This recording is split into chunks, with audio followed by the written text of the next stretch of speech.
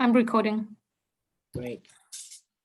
Good evening and welcome to this meeting of the Boston School Committee. I'm Chairperson Jerry Robinson. We'll begin with the Pledge of Allegiance. I pledge allegiance to the flag of the United States of America and to the republic for which it stands, one nation, under God, indivisible, with liberty and justice for all.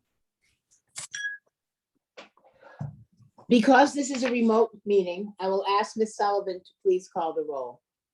Dr. Coleman, Present. Mr. DeRujo, Present.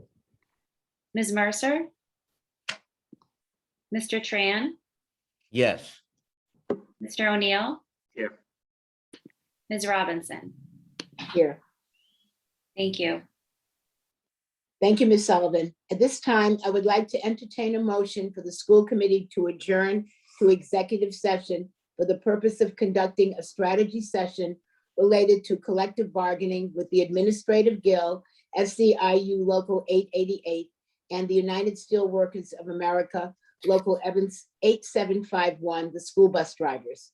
To have this discussion in an open meeting would have a detrimental effect on the committee's bargaining position. The committee will return to public session at 5 p.m. Is there a motion? So moved. Thank you. Is there a second? Is there a second? Second. Thank you. Ms. Sullivan, please call the roll. Dr. Coleman, Yes. Mr. DeRujo, Yes. Mr. Tran, Yes. Mr. O'Neill, Yes. Ms. Robinson. Yes. It's unanimous. Thank you. At this time, I will ask my fellow members, the superintendent, and pertinent staff to log off from this public session and join the executive session using the Zoom link sent out by Ms. Sullivan. We will see you in a moment.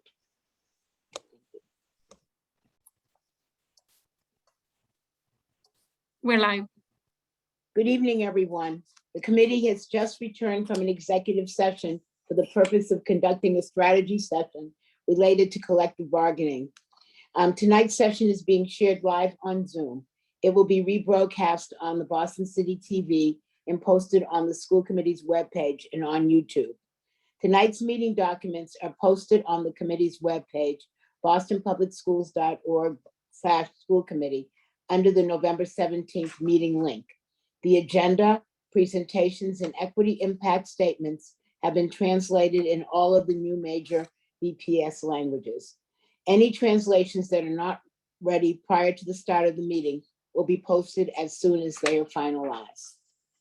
The committee is pleased to be offering live simultaneous interpretation in Spanish, Haitian Creole, Cabo Verdeano, Cantonese, Mandarin, Vietnamese, and American Sign Language. After the interpreters finish introducing themselves and providing Zoom instructions, we will activate the interpretation icon, the globe, at the bottom of your screen. Click the icon to select your language preference. Will our Spanish interpreters please introduce yourselves and give Zoom's instructions in Espanol?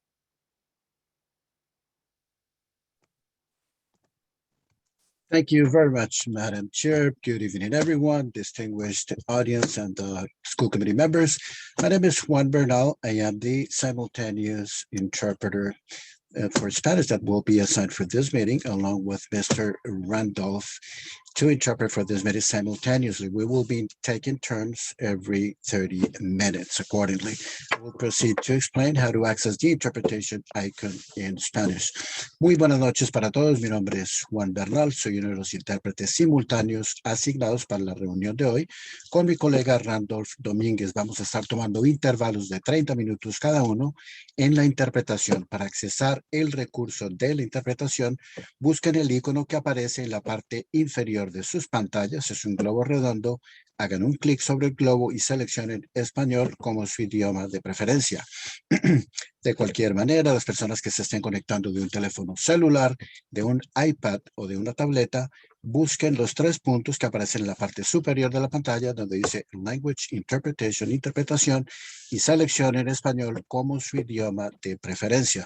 Muchas gracias. Thank you very much. The next interpreter may proceed.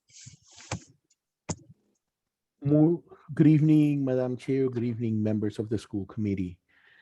Muy buenas noches, damas y caballeros. Mi nombre es Randolph Domínguez. Voy a ser uno de los intérpretes simultáneos de la noche de hoy. Voy a estar trabajando con mi colega Juan Bernal. Muchas gracias. Buenas noches. Thank you. Will our Haitian Creole interpreters please introduce yourselves and give Zoom instructions in Haitian Creole? Thank you, Madam Chair. Good evening, everyone. My name is Sergio Saint-Hilaire, Haitian Creole interpreter. C'est un plaisir pour nous avoir après-midi pour nous interpréter pour vous encore et moi-même avec Nadège, n'a pas assuré l'interprétation. Nous demandons pour si vous avez besoin d'entrer dans la conversation, vous pouvez cliquer dans le globe qui est en bas écran là, vous pouvez entrer. Pas hésiter, dire toutes sortes à dire, poser des questions, nous là, nous travaillons pour. Et nous connaissons, non seulement m'a fait ça, et n'a déjà fait même bagaille là. M'a continuer avec pour séance là jusqu'à 7h30, et puis n'a déjà prend à 7h30. La fini à 10h, et puis m'a prend à 10h pour me continuer, pour nous finir. Nous souhaitons bonne écoute, et puis Nadège pour saluer nous tout de suite. Merci. Good evening, everyone. Bonsoir tout le monde. Mon nom c'est Nadège. C'est un très grand plaisir pour moi interpréter pour nous à soin. Comme ça, je fais que nous toute information yo. Donc, suivez à la lettre et pas oublier si nous avez des questions, faites-moi connaître ou bien dans le chat là. Merci et bonne écoute. Thank you. Will our Cabo Verdeano interpreters please introduce yourselves and give Zoom instructions in Cabo Verdeano? Thank you, Madam Chair. Good evening, everyone. Boa tarde, meu nome é Josiane e juntamente com o Armando nos sabem ser os intérpretes simultâneos para aquele note ali. Para nós ter acesso à interpretação simultânea, nós clicamos no ícone de globo na parte inferior do nosso ecrã. Se nós usa o telemóvel, nós clicamos no três pontinhos na parte inferior, seleciona interpretação e Cabo Verdeano. Obrigada. Thank you. Thank you. Good evening, Madam Chair. Good evening, everyone. My name is Armando Monteiro. I'm going to be your Cabo-Verdeano interpreter. Boa noite a todos. Meu nome é Armando Monteiro e juntamente com Josiane, nós sabemos ser os intérpretes de crioulo. Boa noite. Thank you. Will our Cantonese interpreters please introduce yourselves and give Zoom instructions in Cantonese? Thank you, Madam Chair. Good evening, everyone. My name is Anna. Terry and I will be providing simultaneous Cantonese interpretation for the meeting tonight. 大家好，我係 Anna。今晚我同 Terry 咧會為大家提供即場嘅同步翻譯廣東話嘅。咁陣間你哋見到地球儀嘅時候咧，撳落去揀 Cantonese， 咁就會成功進入咗廣東話嘅翻譯頻道噶啦。如果你用手機嘅話，記得撳下3個點，再撳更多，然之後咧就揀 Cantonese， 咁亦都會成功進入咗廣東話嘅翻譯頻道噶啦。多謝大家，一陣間見。Thank you. Your turn, Terry. Thank you, Anna. Hi, everyone. My name is Terry. I will be your Cantonese interpreter as well. 大家好，我係 Terry， 我係你哋廣東話翻譯。一陣咧，我哋就會喺呢個廣東話嘅頻道見啦。Thank you. Thank you. Will our Mandarin interpreters please introduce yourselves and give Zoom instructions in Mandarin? Thank you, Madam Chair. My name is Maple. I'll be working with Tina as in Mandarin interpreters tonight. 大家晚上好，今天晚上我会跟 Tina 一起做普通话的这个同传。那么一会儿我们打开这个同传的功能之后，请大家在屏幕下方寻找地球仪的标志，点击进去选择普通话 Mandarin 这个频道。如果您是用手机或者平板电脑上网的话，请你留意屏幕下方的3个点，写着更多，然后点击进去选择语言服务，然后也是选择 Mandarin 这个频道。好的，一会儿见 ，Tina。Thank you, Maple. Thank you, everyone. This is Tina. I will be Maple's partner for the Chinese channel. 大家好，我是您的普通话翻译。一会儿我和 Maple 大概是30分钟一换，那我们一会儿见。谢谢您。Thank you, Madam Chair. Thank you. Will our Vietnamese interpreters please introduce yourselves and give Zoom instructions in Vietnamese? Good evening. My name is Duyên. I will be interpreter for the meeting tonight. Xin chào quý vị, anh chị có cần thông dịch người Việt liên tục, xin bấm vào quả cầu và chọn ngôn ngữ tiếng Việt. Tôi và Vi sẽ thông dịch liên tục cho các anh chị. Thank you. Thank you. Good evening, everyone. My name is Vi. I will be your Vietnamese interpreter for tonight's meeting. Kính chào quý vị, tôi tên là Vi. Tôi và chị Duyên sẽ liên tục thông dịch cho quý vị bằng tiếng Việt. Cảm ơn nhiều. Thank you. Thank you. Will our American Sign Language interpretation interpreters please introduce yourselves? Lou, can you talk and I'll sign?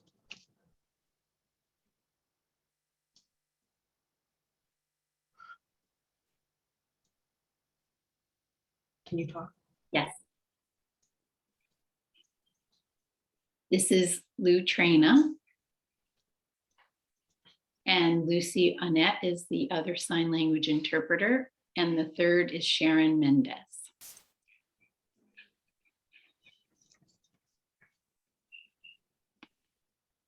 Thank you.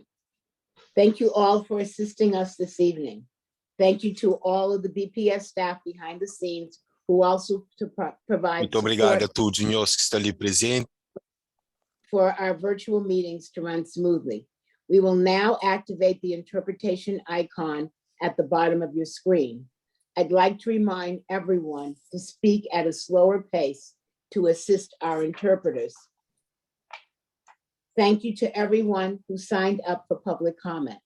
Sign up for both public comment periods Merci. closed today at 4:30 p.m. Please make sure that you are signed into Zoom under the same name you used to sign up for public comment. You can use the Zoom tools to rename yourself so that committee staff will be able to recognize you when it comes time to call on you. Thank you for your cooperation. As you can see, we are missing two members this evening. The terms of Lorena LaPera and Rafaela Polanco Garcia were co-terminus with acting Mayor Janey and therefore officially ended yesterday. There is a public process underway that's being led by the school committee nominating panel, and we look forward to learning the outcome of that process. Personally, I know I've learned a lot from our newest members. They brought such a valuable perspective to the committee as parents and thought partners and really pushed our thinking. I want to thank Ms. LaPera and Ms. Polanco Garcia for their commitment to our students and families, and we look forward to seeing what the future holds. We'll now move on to the approval of the minutes. At this time, I'd like to entertain a motion to approve the minutes of the November 3rd, 2021 school committee meeting as presented. Is there a motion? So moved. Thank you. Is there a second? Second. Thank you. Is there any discussion or objection to the motion? Ms. Sullivan, will you please call the roll? Dr. Coleman, Yes. Mr. DeArujo, Yes. Mr. Tran, Yes. Mr. O'Neill, Yes. Ms. Robinson. Yes. Minutes are approved unanimously. Thank you, Ms. Sullivan. We'll now move on to the superintendent's report. I present to you our superintendent, Dr. Brenda Cassellius. Thank you, Madam Chair, and thank you all for joining us tonight. There are three main updates I'll cover tonight: an update on simulations under the new exam school admissions policy, the work we've done to review all options for K-6 expansions, and the reentry plan for the Curley School and how we're going to adjust some of our protocols, as well as additional health and safety communications protocols we are implementing as we continue to navigate COVID and learn from our challenges and then adjust so that we can make sure everybody is safe and healthy within our community. I have a few shorter updates after those major updates. And so I'd like to first start with, of course, the inauguration of Mayor Wu. Before I get to these topics, I want to recognize the historic day we all witnessed yesterday as the city of Boston welcomed our new mayor, Michelle Wu, and her cutie sons there holding the book. When I was in there watching at the cabinet in the Eagle, with the cabinet in the Eagle Room, I said, those are our BPS kids, and they absolutely know how to hold a book. So very proud of Mayor Wu. She is the first elected woman of color. She's a BPS mom and a longtime advocate for all of our children. And I know she's going to be an exceptional partner and champion for Boston Public Schools. And I, again, of course, attended Mayor Janey's farewell, and I have deep gratitude for her historic leadership as the first mayor of color and first woman. Mayor Janey is always going to be a friend and partner, as she's had many, many years supporting Boston's children and families in this city. And I want to thank her for her deep advocacy during this bridge of time between mayors to support our schools and support our children and families. As I begin my report tonight, I'll add some context and updates to a few topics that have been prevalent in the media.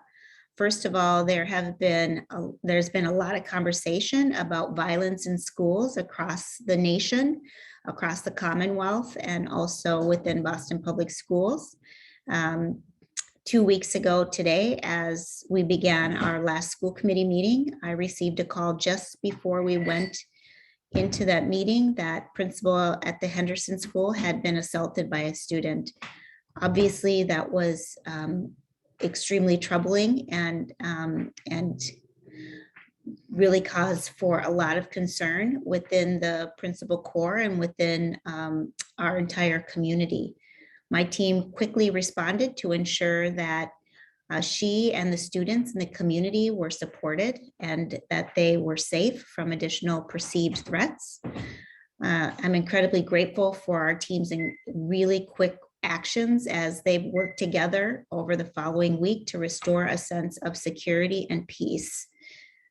The next day and over many days since, I've personally met with teachers and staff and students to hear their concerns and implement shared solutions, not just at the Henderson, but at multiple schools, and meeting with principals, heads of schools, and trying to problem solve some of the issues within our schools, either small number or larger number.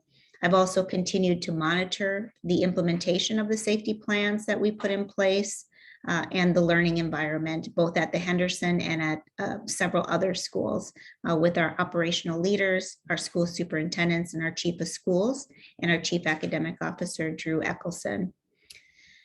As we've returned from school from this pandemic, we have seen many challenges to in-person learning. I think the biggest one is probably our supply issues and labor shortages. That has put a huge stress on our community and on our principals, who are often the front lines of these difficult operational challenges. And I thank them immensely and thank them greatly. Our educators and our incredible nurses who have been managing COVID. We have been short-staffed, and we have really had to rally together as a team to try to fill those gaps and ensure the smooth operations at our schools. But it is really hard. And I just want to let you know that it is hard and each day is hard, but our teams put children first, and they continue with the in-person learning, even through this global pandemic and the traumatic effects of it. We've had some incidents of students and parents who are dysregulated, regardless of the support that we've been giving. And they also are in need of significant support and counseling and redirection. And we have tapped into some of our city partners and our operational team and our counseling team and our psychologists to engage in supporting practices and supporting our school leaders across our system to problem solve, to apply our code of conduct, and to intervene with the additional supports as necessary. And even though overall, since the beginning of the year, we've seen a decrease in incidents compared from our normal first term of in-person learning in 2019, we still had some incidents at several schools across the district to give it a sense of, angst and anxiety. and incidents that have flared up in schools as we try to continue to support and provide this needed additional trauma-informed practices to restabilize the community and provide the supports that's needed to restore the learning environment, whether those are external partners or internal central office supports to the school for wraparound services to the school. Again, I can't thank our educators and our school leaders enough, and our central office counseling teams for their patience, their grace, their healing that they are doing as they work together and deal with the trauma that too many of our students are experiencing. I'm glad that the school committee, the mayor, the city council had the foresight last year to support our budget, whereby we anticipated this increased need for trauma-informed approach with investments into resources, including our family liaisons who are multilingual, our social workers, our counselors, and other support staff to help our students and families through this challenging time of healing and recovery.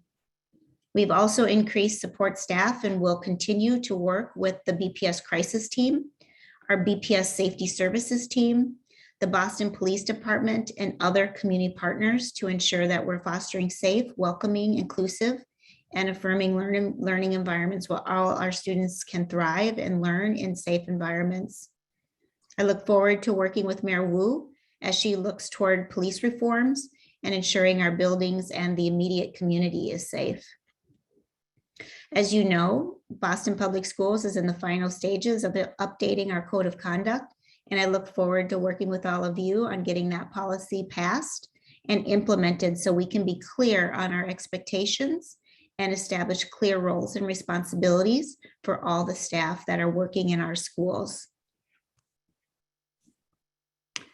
Just want to speak a little bit about the Curley K-8 closure. Last Wednesday, as you know, BPS, in collaboration with the Boston Public Health Commission, made the really difficult decision to temporarily pause in-person learning at the Curley K-8 in Jamaica Plain due to a rapid increase in positive COVID-19 cases among students. The spread was across 21 classrooms, 63 students, and we went from about 100 rapid test and stay tests being given to 500 tests being given and being performed on, and that made it really difficult to keep up with close contacts and to contain the spread. The Boston Health Commission advised us to close the Curley K-8 school for in-person learning beginning November 10th, with a set reopening date of Monday, November 22nd. This decision was reached in deep partnership with public health officials. Placing the health and safety of our children and staff at the Curley School was first and foremost, and immediately stopping the spread. We needed the time to provide and add staffing capacity to fully implement the test and stay program and to reevaluate our contact tracing programs, review our protocols, and engage in a full cleaning and review of the facility. The district academic team, in collaboration with Curley teachers and staff, quickly enacted a plan for remote learning that has allowed for the continuation of their learning. I've heard from parents that it is excellent, and we are so proud of our teachers. Curley School students and all BPS students have access to our vendor Paper. It's an online tutoring platform.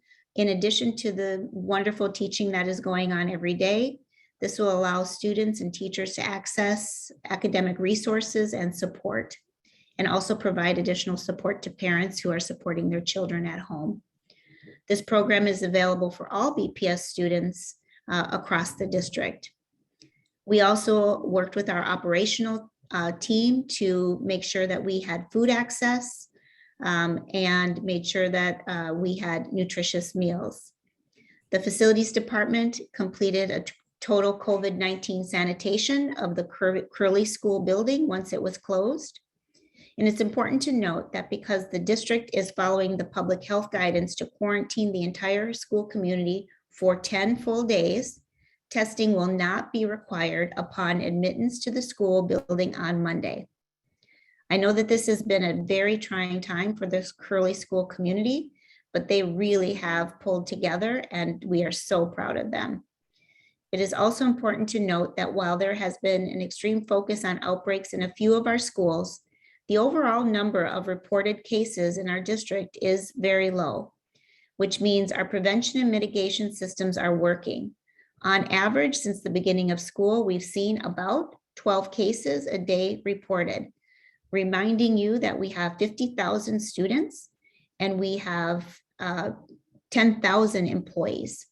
And so this is a very low number. However, when we have rapid spread, that is what we are trying to get to the bottom of, to be able to make sure that we have a rapid protocol for when we see spread that happens over multiple classrooms very quickly.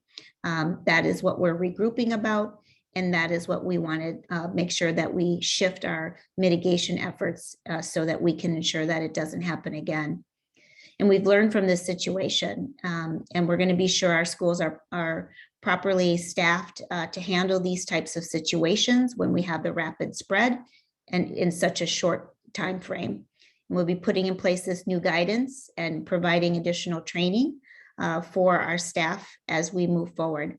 We'll have more formal information and communications that will come once we have all of those communications finalized with our partners, Boston Health Commission, and also our partners at the state.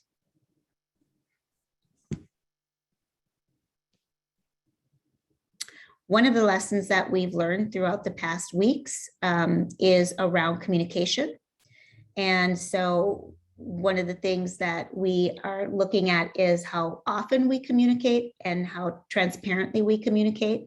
And we want to make sure that we are doing that in a way that helps parents be informed about the decisions they make about their students, and our staff has the correct information so that they then can properly communicate. As a result, we have enacted the following changes in our communication protocol. We are going to notify families when there is a pending positive COVID-19 case within their student's classroom or within the overall school community. Families will now receive a notice from their school leader when a positive case or pool is identified at their school. Previous guidance advised a school leader to notify the school community after contact tracing was completed. The first notice sent to families will inform families of positive case, when contact tracing will begin, and remind families to continue to follow all health and safety protocols and not to send any students who are not feeling well to school. A second notice to families will follow once contact tracing is completed. BPS is dedicated to prioritizing our families' awareness when a positive case is identified, as much as it is leading and implementing COVID-19 prevention and mitigation strategies. For example, this past Monday, November 15th, we hosted an Ask a Doctor COVID-19 vaccine info session for children ages 5+ in partnership with Boston Public Health Commission and the Boston Medical Center. Before I proceed any further, I want to thank the Boston Public Health Commission and its Executive Director, Dr. Bisola Ojikutu, for her partnership and public health guidance throughout this situation with the Curley School and this pandemic. I will now be joined by my city colleagues and partners from the Boston Public Health Commission, Dr. Lowe, Boston Public Health Commission Medical Director, and Dr. Sanchez, Director of the Bureau of Infectious Disease, who will provide more information on COVID-19 prevention and mitigation strategies implemented within the district and throughout the city. Good evening, and thank you so much for the introduction. Just want to make sure everyone can hear me. It has been truly a pleasure to continue to work with our Boston Public Schools colleagues in recent weeks. In recent weeks, with rising cases across the city that have been affecting our schools, we've been working very closely with BPS and our school partners to determine the additional resources and support that's needed to implement the health and safety measures that will help us protect in-person instruction. And these strategies will build upon the evidence-based practices that we've relied on throughout the pandemic, and importantly, lessons learned from our recent work with the Curley School that will help us more effectively implement these mitigation measures and in a rapid way. And so these strategies, which I'll go through, are specifically geared towards strengthening protocols to prevent COVID-19 transmission in schools, as well as to rapidly identify and isolate COVID-19 cases among school staff, school students, to prevent ongoing transmission and, importantly, contain outbreaks and prevent the type of widespread transmission that precludes the implementation of test and stays, particularly in our larger schools. And so going through some of the different strategies that we've put forward, importantly, we are working very closely to increase and support sort of rates of COVID-19 flu vaccination, of both COVID-19 vaccination and flu vaccination among school students and staff. We know that vaccination continues to be one of the most important, the critical strategy to end this pandemic. And so we're working with schools in terms of offering on-site boosters for school staff and offering on-site vaccines for all eligible youth ages 5 and above, now that pediatric vaccines have finally been approved. In addition to that, masking, universal masking has always been one of the more important evidence-based measures. And so we're working with our schools to ensure that our protocols not only ensure mask use, but also correct mask use and sort of incorporating health and safety checks around that and reviewing compliance. Physical distancing continues to also be a very important strategy that we can rely upon to prevent COVID-19 transmission. And so we're working on a few strategies around limiting visitors in schools to minimize potential exposures and contact tracing burden, as well as strategies like cohorting, where we try to, really sort of group teachers and students together in similar groups to really, again, minimize potential exposures and reduce contact tracing burden.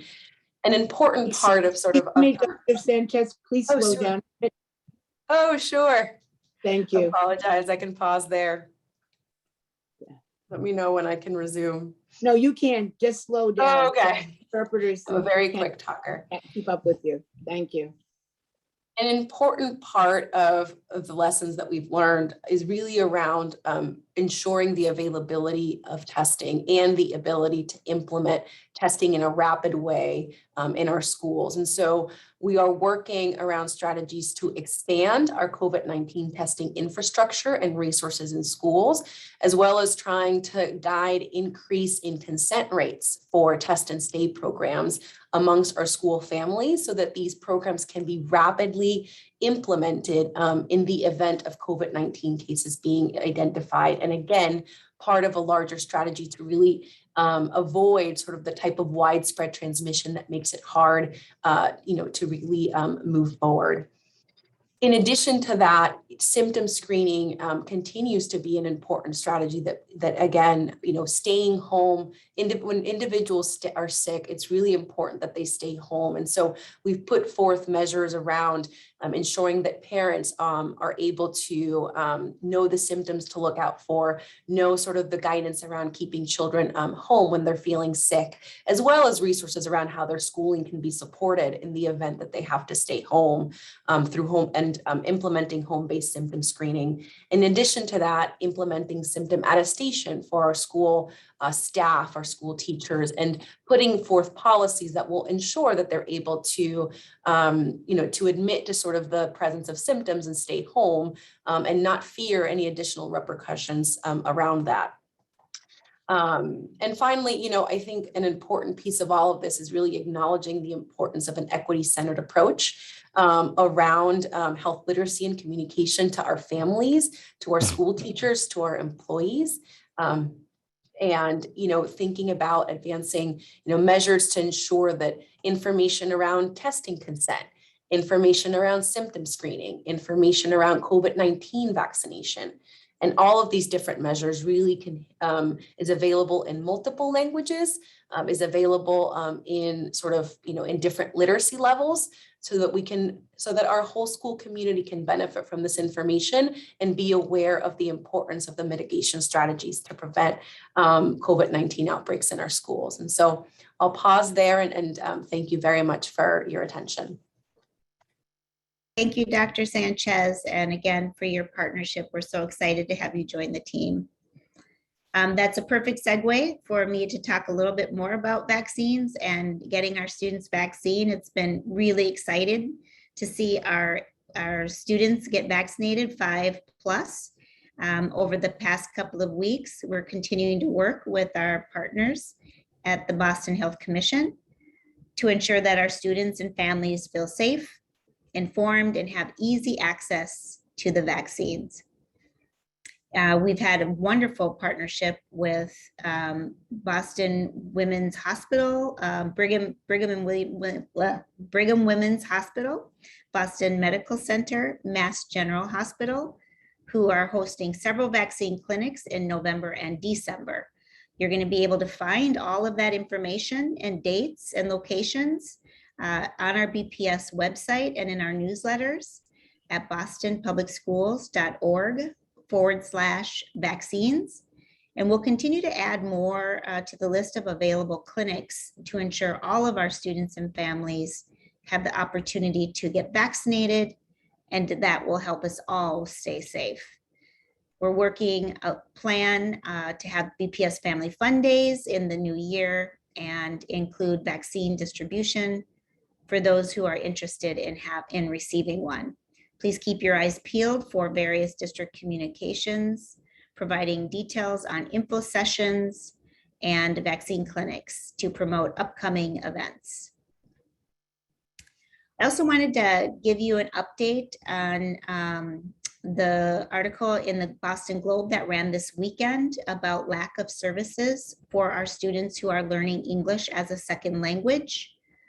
The article speaks to our immigrant and other students learning English and shares that they have not been assigned the right classes or placed with certified teachers for enough time at the highest rate in many years.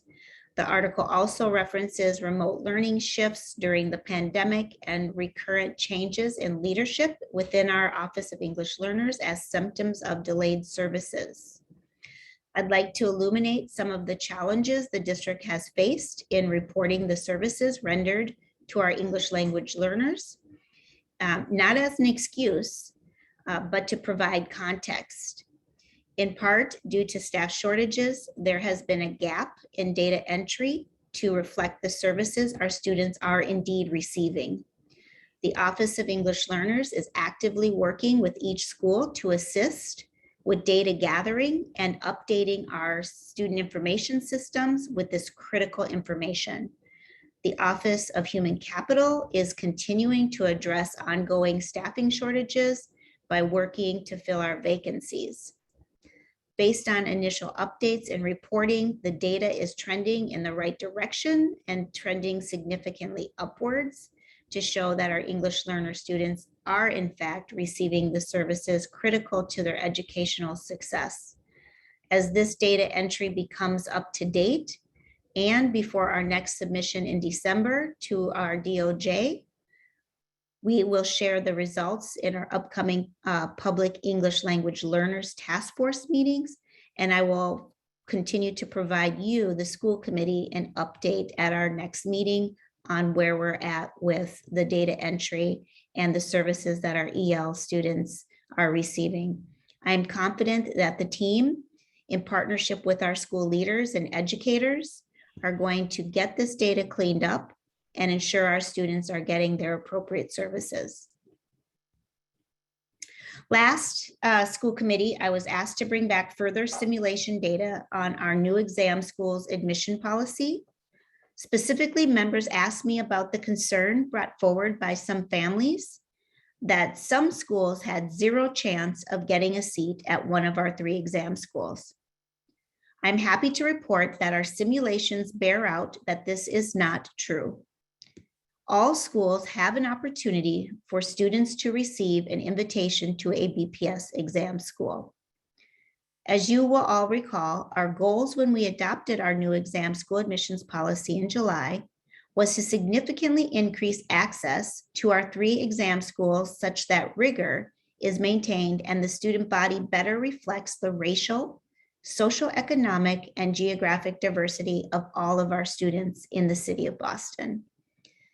The policy was designed to ensure diverse representation from Boston Public Schools, neighborhoods, and populations of students toward the ultimate outcome of seeing the enrollment at exam schools more closely reflect our overall enrollment. The policy was carefully crafted over many months and hours of public meetings, and we heard many more hours of passionate testimony in favor of the new policy, as well as from some of those who believed it did not venture far enough towards equity. This committee has heard from members of our community who have expressed their doubts that the policy will achieve equity and further will create unintended consequences for students across a specific set of schools. The BPS school simulated invitation data shows that under the approved policy, exam school invitations are distributed across BPS schools and are more proportional to student enrollment per school. I have some slides here to go through, and I'm going to show some data. Again, I want to orient us back to the task force charge to maintain rigor and ensure the student body better reflects the racial, socioeconomic, and geographic diversity of all students. The policy also added points for specific populations of students, including 10 points for schools with 40% or more of poverty. This is to recognize the cumulative effects that attending a high concentrated poverty school has on overall student achievement based on research. 15 points for students experiencing homelessness in the care of DCF and or residing in BHA housing to recognize the long-term effects of high rates of mobility, instability in housing, and homelessness on students' opportunity to consistently access teaching and learning and support services in schools. This slide shows some data we've shared at previous school committee meeting with one additional column at the far right, showing simulated invitations under phase 1 of the approved policy, in which only grades GPA will be utilized to determine invitations. It shows the policy's intended purpose to achieve more racial and social economic diversity in the 3 exam schools. This slide shows some data we shared previously, again, with the same addition of a column at the far right showing simulated invitation data where only grades GPA are used to determine invitations. These data show the policy's intended purpose to achieve more geographic diversity at the exam schools. As I've shared, and as was the charge of the task force, equity was at the center of the adopted changes that we've adopted. As you can see here, under the old policy, a total of 7 schools received 47% of the invitations to BPS students, while representing just 19% of the 6th grade BPS student enrollment. As a reminder, we have 125 schools. Of course, not all of them have 6th grade. This is also a slide we've seen before that shows students who attend a school with less than 40% poverty, who account for 17% of the citywide 6th grade enrollment and 20% of the simulated invitations. Students who attend a school with 40% or greater poverty account for 83% of the 6th grade enrollment and 80% of invitations. This shows that even with the adopted changes and anticipated adjustments in admissions, students from all schools will have an opportunity to attend an exam school. On this slide, you will see that we have linked the BPS school simulated invitation data. I've shared that with all of you, and it's posted on our website so everyone can see the simulated invitation data by school. I just wanted to note that the data is suppressed for schools with less than 5 applicants or invitations to protect student privacy.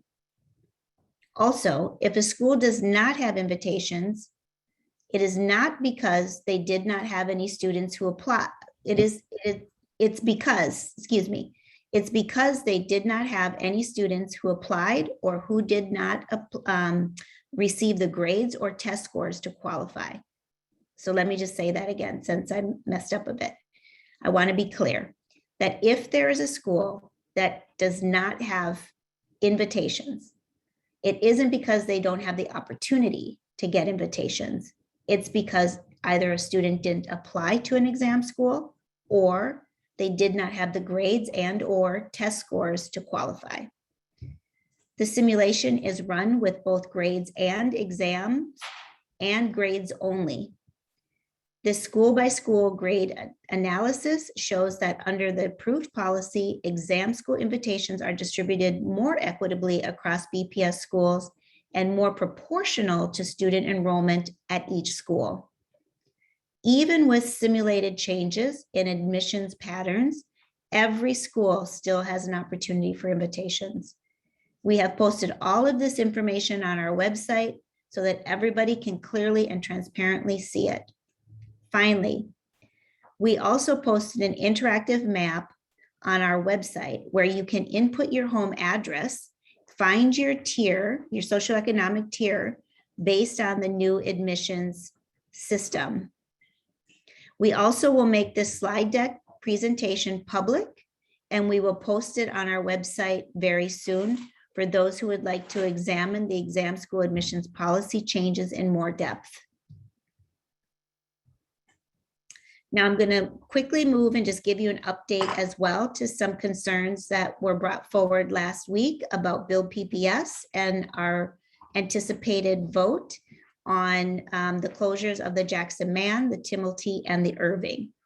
Since our last meeting, the Build PPS team has conducted additional walkthroughs, some with families and staff at the Mendel, the Sumner, and the Blackstone school communities, to see if we can generate more creative solutions for these spaces to add the 6th grade. These additional steps were taken in response to the ongoing dialogue with the school communities who expressed strong desire to begin their expansion to grade 6 as soon as possible. We also hosted community meeting with the Mendel and the Blackstone families to share potential options for next school year. Additionally, we have a meeting scheduled with the Sumner community tomorrow evening, November 18th.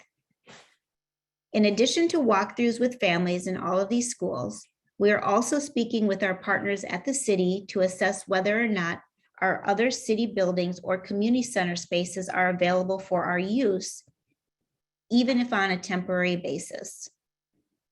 We're going to continue to pursue all avenues and listen to our community as they come up with ideas so that we can identify the best solution and timelines together. Because of this ongoing work, I've asked that the committee defer action on the closure of the 3 middle schools as originally planned for this evening to our meeting on December 1st. I am hopeful about all of these different opportunities, and soon we will know more in the coming days to what is possible and what is not possible. And I will share those further updates with you. I look forward to continuing our engagement with our school communities, our students, our families and staff, and bringing final recommendations to the committee in just a few short weeks. And lastly, before I end my superintendent's report for the evening, I want to remind everyone that next Wednesday, November 24th, is a half day for all Boston Public Schools. Schools and BPS offices will also be closed on Thursday, November 25th, and Friday, November 26th, in observance of the Thanksgiving holiday. I hope that all of you have a safe, healthy, and wonderful Thanksgiving. Please take this time to rest and enjoy time with your family, your friends, and loved ones while you consider who and what you are thankful for. I'm truly thankful for the continued support and partnership of our entire BPS community and all of you, and I cherish your partnership. Despite all of the odds and obstacles that we have gone through over this pandemic, we are better and stronger together. And that's my superintendent report. Thank you, Superintendent, for that report. I'll now open it up to questions from and discussion from the committee. I'd like to remind my colleagues about our agreed upon norm that we each have 5 minutes. That's 1 to 2 questions. And I'd like to remind BPS staff to also be brief in your responses. If you have additional questions, I will come back and do a second round. If you have a question, please raise your hand virtually or put the request in the chat.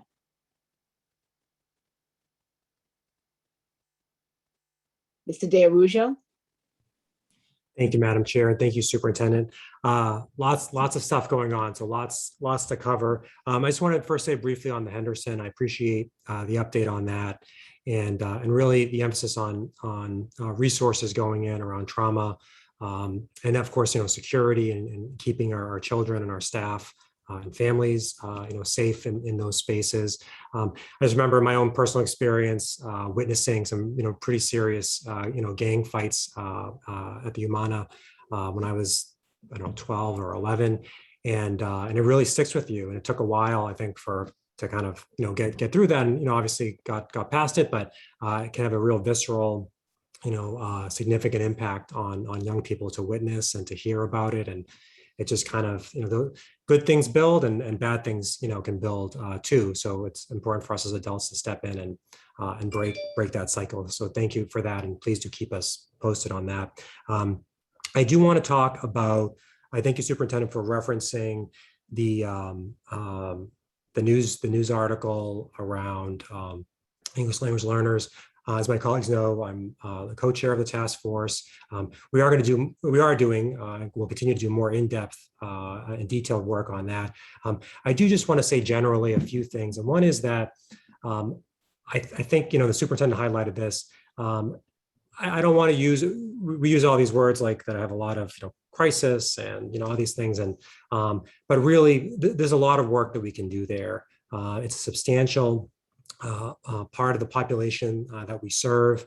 Boston has always been a home to immigrants. The demographics have changed over time. When I was younger, it was Vietnamese and Cambodian immigrants were, and Irish and Italian were mostly migrants, and now it's a different demographic for our city. And but really, we need to get this right. And the legal issues aside, that's kind of like the floor. Like, please don't go below the floor if you're in the United States. But really, we want to be welcoming to all families that want to call Boston home. We want to make sure that, and we know that we can. We can educate kids that come in not having facility with English, not having, maybe even a background in kind of a Western style education. It's possible. It's doable. We do it in some parts of our district well. We don't do it in other parts of our district well. We need to learn what's going well. And really, I hope that, especially, now we have a new mayor who's been, vocal and active on these issues as well, that really we go meeting to meeting or month to month and we say, what are we doing for the kids today? And I want to focus again on the ESSER funds. I know that we distributed a number of those funds in a flexible way, giving more resources to schools based on that identification of English language learner and also English language learner with disabilities. And I really want to see those plans. I want to make sure that investment of resources is where is it taking kids that started in September, where are they going to be in January? Grades I think are coming out soon. Those MCAS scores are, we all know what they are, and we saw them, and it's as bad as what it looks like. But how do we, how do we kind of track those interventions and making sure that we're shaping the policy for going forward, all critical pieces where we're going, but there are kids there today, the kids in our school today. We want to make sure that we're taking care of them, and that Boston can always be welcoming to all children, regardless of their their immigration status or English speaking status. So I want to put a finer point on that, and we hope to as a committee, a subcommittee, a task force to bring more detailed reporting and work together with Dr. Eccleston and team and the superintendent, but did want to put a finer point on that critical that we do focus on, these are a big part of our students. So just my comment on there, and I can pause. I have more comments, but I can pause. I know some other hands are up as well. So thank you. Okay. Dr. Coleman?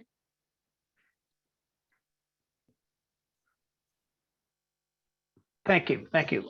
Thank you for the report. And it is extensive and deep and very useful. I just want to lift up two parts of it that I think are critical for us going forward. And as we think about the direction of the city, the first is Superintendent, I deeply want to affirm and support your decision to listen to the health commissioners thinking around what was needed to Curley. You know, at a time when our public health professionals are working themselves to the bone to try to understand how to manage this very complex issue. And we know around the country, the degree to which they are being disregarded and dismissed, to me, it puts all our children at threat. And so I know that there's a lot of compromises that that public health and access to education at this point can conflict. But at the end of the day, I think we have to trust our colleagues in the struggle and use their directions to inform ours. So I really want to affirm and appreciate as a member of the school committee, and I know that's going to create issues in terms of number of hours of learning that our kids may be losing or not having, but their health and our public health, I think we need to respect that. And I appreciate the reports of how relatively well we're doing across the city. So I want to affirm that. And then related, you know, and I think the issues of resources as we look forward, you know, the demand on creating a high quality and effective multiple tier system of support for our children is not only critical in this crisis, in this trauma moment, because clearly we see that, you know, as you know, I'm engaged, I train school counselors, and the stories of violence that my school counselors are seeing on a regular basis across the region is just disheartening, and the impact on them and their adults and the stories they tell and the stress in the schools. Actually, I have a student who is working in the Curley, and this kind of the emotional challenges that our adults are facing is significant, and we have to think about this as an emergency and address that.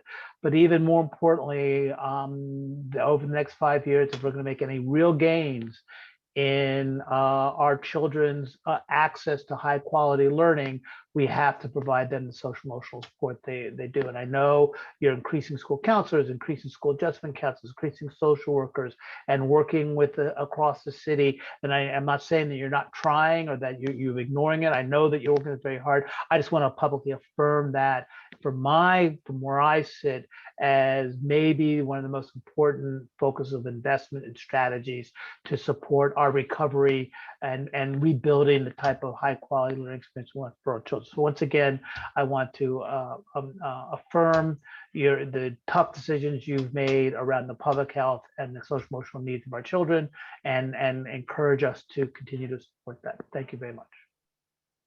Thank you, Dr. Coleman. Thank you. Mr. O'Neill. Thank you, Madam Chair. And as others have said, Superintendent, you covered an awful lot because there is so much going on in our schools right now. So I'll try to move very quickly. I just have a couple of comments for you. The first is obviously the Principal Lamprone at the Henderson School and other staff members of the BPS family who have also faced challenges and threats or have intervened at risk to themselves.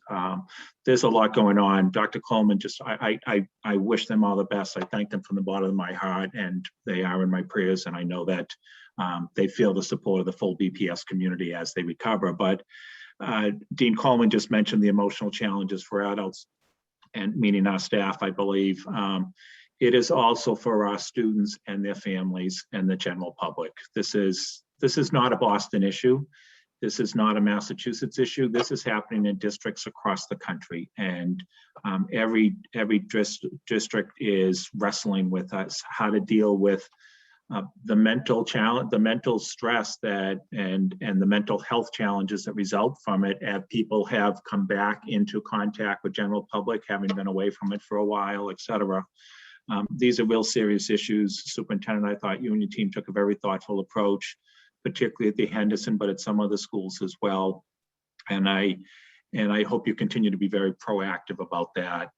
And help our school leaders be watching for the warning signs before another situation escalates. With regards to our ELL learners, I thought Mr. D'Arrujo spoke about it quite well, as did you, Superintendent. And in fact, I want to thank the members of the ELL task force and the co-chairs. The letter they wrote to the superintendent and the chair was very thoughtful. And that's exactly what a task force is supposed to be doing for the school committee. In looking at a particular issue, giving advice, giving feedback, pushing, prodding, holding accountable.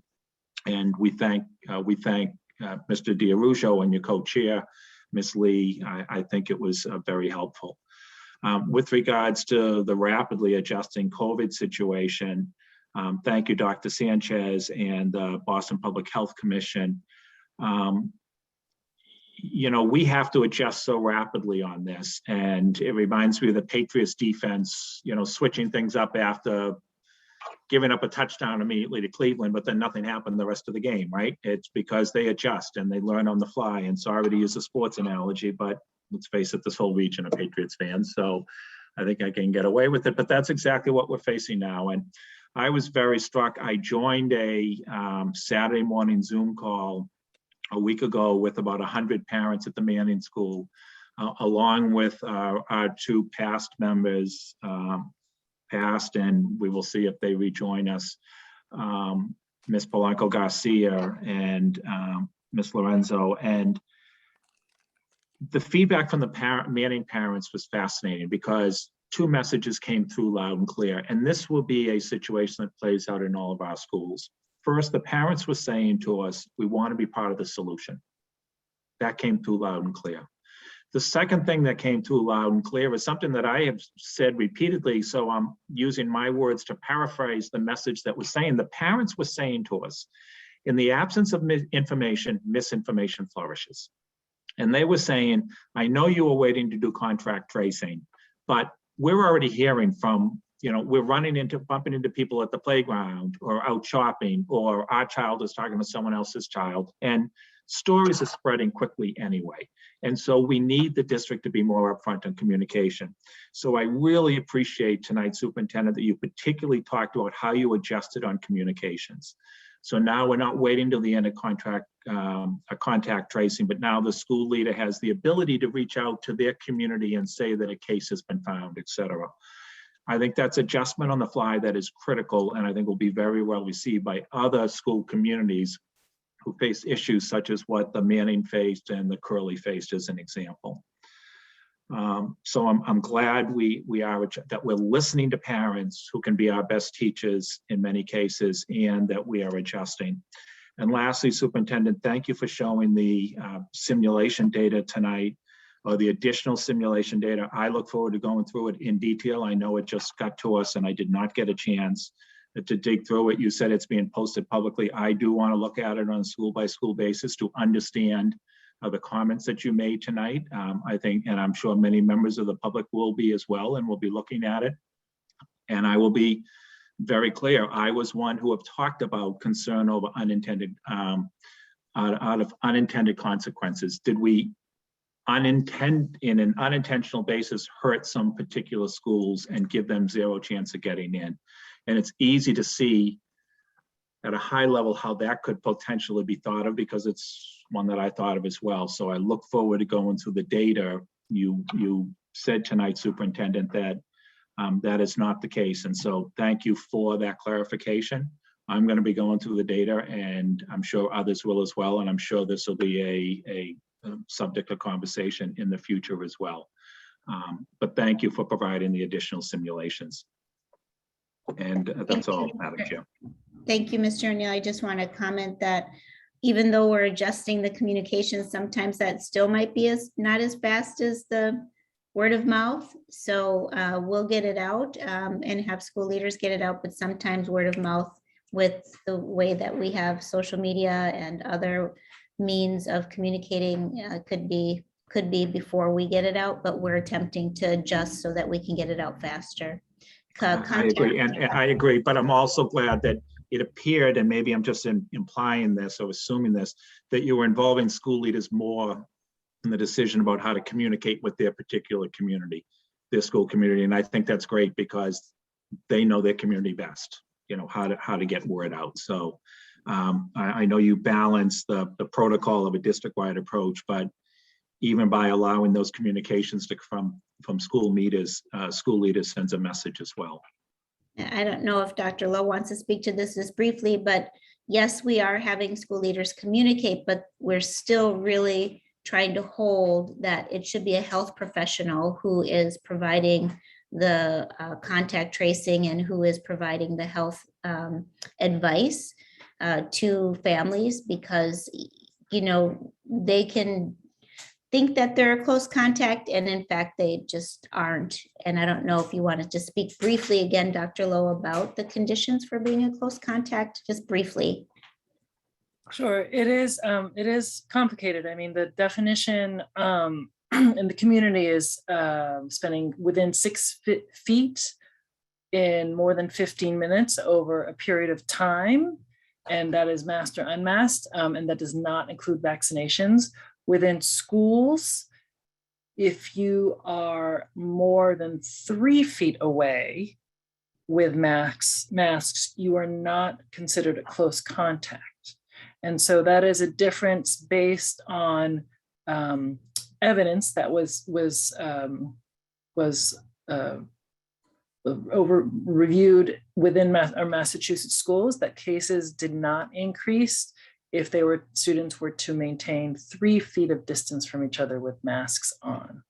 So, I mean, I think there really is a balance between communicating rapidly about active infections and contact tracing and protecting confidentiality. And so I appreciate Superintendent Casilius and her clinical team for striking that balance. It is not an easy one. So I appreciate you for doing that.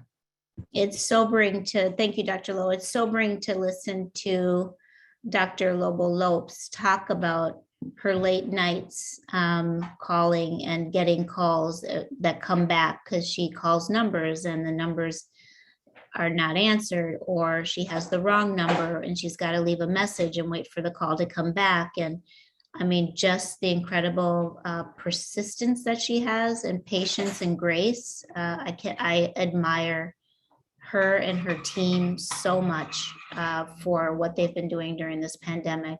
It's been extremely difficult, and all of our school nurses who are doing the same thing. Incredibly grateful. Thank you, Superintendent. Just want to check with Mr. Tran or Ms. Mercer. Do either of you have any comments before we move forward? Mr. Tran? Yes. I'd like to take this opportunity. First of all, thank you, Superintendent Casilius, for a very thorough report on a multitude of issues that are affecting us so far. With all due respect to members who raise concern about unintended consequences of policies, especially the policies that we are now dealing with, which is a pretty divisive and polarized views on the policies, on those policies. First of all, I apologize to all members that I like to take this opportunity to express my view on that. Unintended consequences have been one of the many concerns and I hate to say, but let's say defenses raised by different groups when dealing with issues of diversity, dealing with issues of affirmative action, which is now dead because of that, dealing with issues of equity. I took a broader view, whether this is this may appear like a political statement, but it is not. I took a broader view. If we look at certain groups in the college admission arena, people that I associated with, the kind of ancestral entities that I associate with, that I associate myself with, have suffered certain impacts, which is very clear so far. But I take a broader view. Maybe my equity lens is a little different from some of you. But I would say that, you know, if in the final analysis, whatever we did, whatever we do, and whatever we did so far is for a more inclusive and more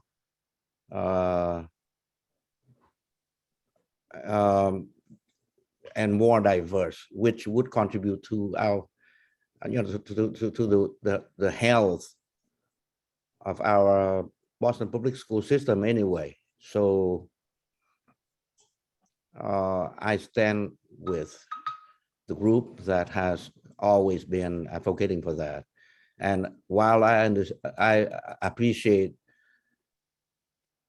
the concern about unintended consequences, but please, as a civil rights lawyer and as a civil rights enforcer for the last 30 years or so, I've seen that many times.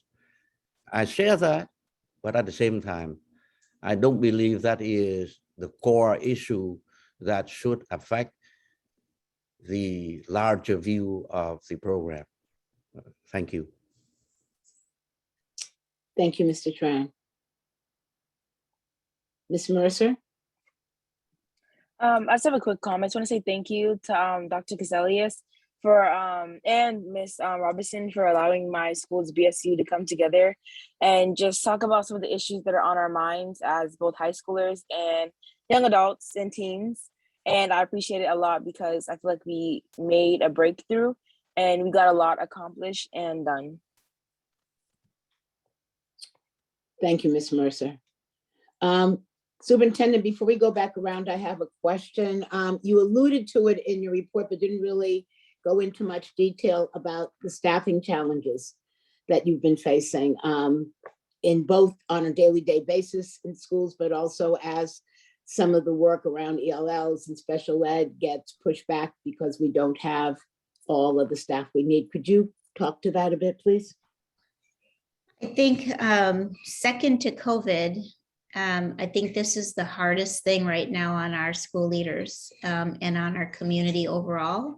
We are seeing incredible staffing shortages across the district, either because we didn't fill that vacancy before school started, or because they're having to quarantine for their own illness or the illness of a family member. And so that's causing absences, or just pure exhaustion or maternity leave or other reasons, and being unable to fill that, as well as having a shortage of substitutes, even paraprofessional substitutes. We have shortages for our food nutrition workers. Those have been short all year. Our bus drivers still, we had a couple weeks there where we were whole, but because there's been additional absences there as well. Bus monitors. It is causing quite a strain on the operations of our schools. I talked to my colleagues across the nation. I know Mr. O'Neill probably is hearing the same thing when he's in his meetings for the Council of Great City Schools, and you as well, Madam Chair, that everybody across the nation is feeling this. And it's not just in the education sector, it's also in other sectors that are affecting our supply chains. So we're having difficulty with getting paper. We're having difficulty with trucking in supplies and food supplies because there's no truckers. And so it's it's the most challenging year I've ever experienced in my career, in particular, the staffing piece, and then just the ongoing challenges and mitigation of operations and around COVID. It adds a whole nother level of work, and then the extreme exhaustion of the staff and trauma, because teachers are covering each other's classrooms and there's not enough substitutes. There's not enough paraprofessionals, and teachers are used to having paraprofessionals help them with students who maybe need help with their behavior and redirection. So then if they don't get the redirection, then they act out. And so really trying to figure out what we can do. So a couple of things is recently the state allowed for retirees to have additional hours that they can work in schools. So our Office of Human Capital has been on the phone calling our retirees to see if they'd come back and work in our schools. We also have a interfaith-based initiative that we are doing with our interfaith-based community.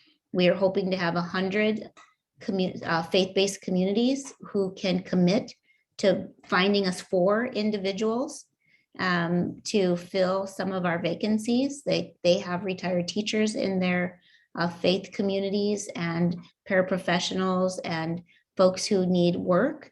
And so we're hoping to be able to do that. I'm hoping to work with the new mayor around, and there's a hiring fair on Saturday at Bowling. I can put some of that, get some of that information out too. I don't have it right here. And then work with the new mayor around residency. As I think I shared in the last meeting, that residency is a barrier for many of our recruitment efforts, because you have to live in the city of Boston. And when you have hourly employees who make less than the cost of living in Boston, it makes it very challenging for us to recruit hourly employees to our workforce, as particularly in this kind of environment. So that has also been an extreme challenge. So I'm hoping that we can get some sort of temporary waiver on residency so that we can recruit workers. Thank you. Yeah, I know it is quite a challenge. I see it. So thank you very much for all the efforts you and everyone else has been making to keep things moving as smoothly as you possibly can. Thanks. I want to double check to see if anyone else would like another opportunity, another question. Mr. DeArusha. Thank you, Madam Chair. So Superintendent, I also wanted to follow up on the exam school update that you gave us. I do appreciate the update, and as Vice Chair O'Neill said, I very much look forward, the coming week and so forth, to review what you've submitted, and I will do so. A few points. First, on the kind of the policy process, and then just on the substance as well. On the policy process, I'm not going to retread kind of what I've said before, but just kind of constructive feedback as as one of the policy makers, one of the 5 that created this policy. I need to have information in order to make the decisions and to understand what's before me, what's in front of me. I asked for this data really going back to July when we voted on the package, and I trusted on your recommendation. And appropriately so at that time when I voted on the policy, but I have been asking for this data for a lot, since July, and for going forward to make sure that we work together so that ultimately, I'm just one of 5, one eventually, hopefully one of 7.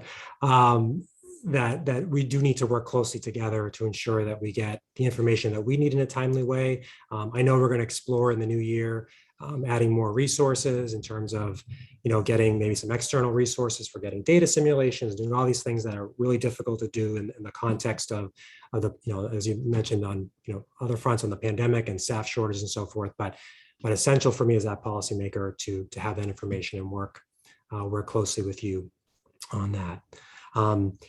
On the substance, also don't want to retread too much.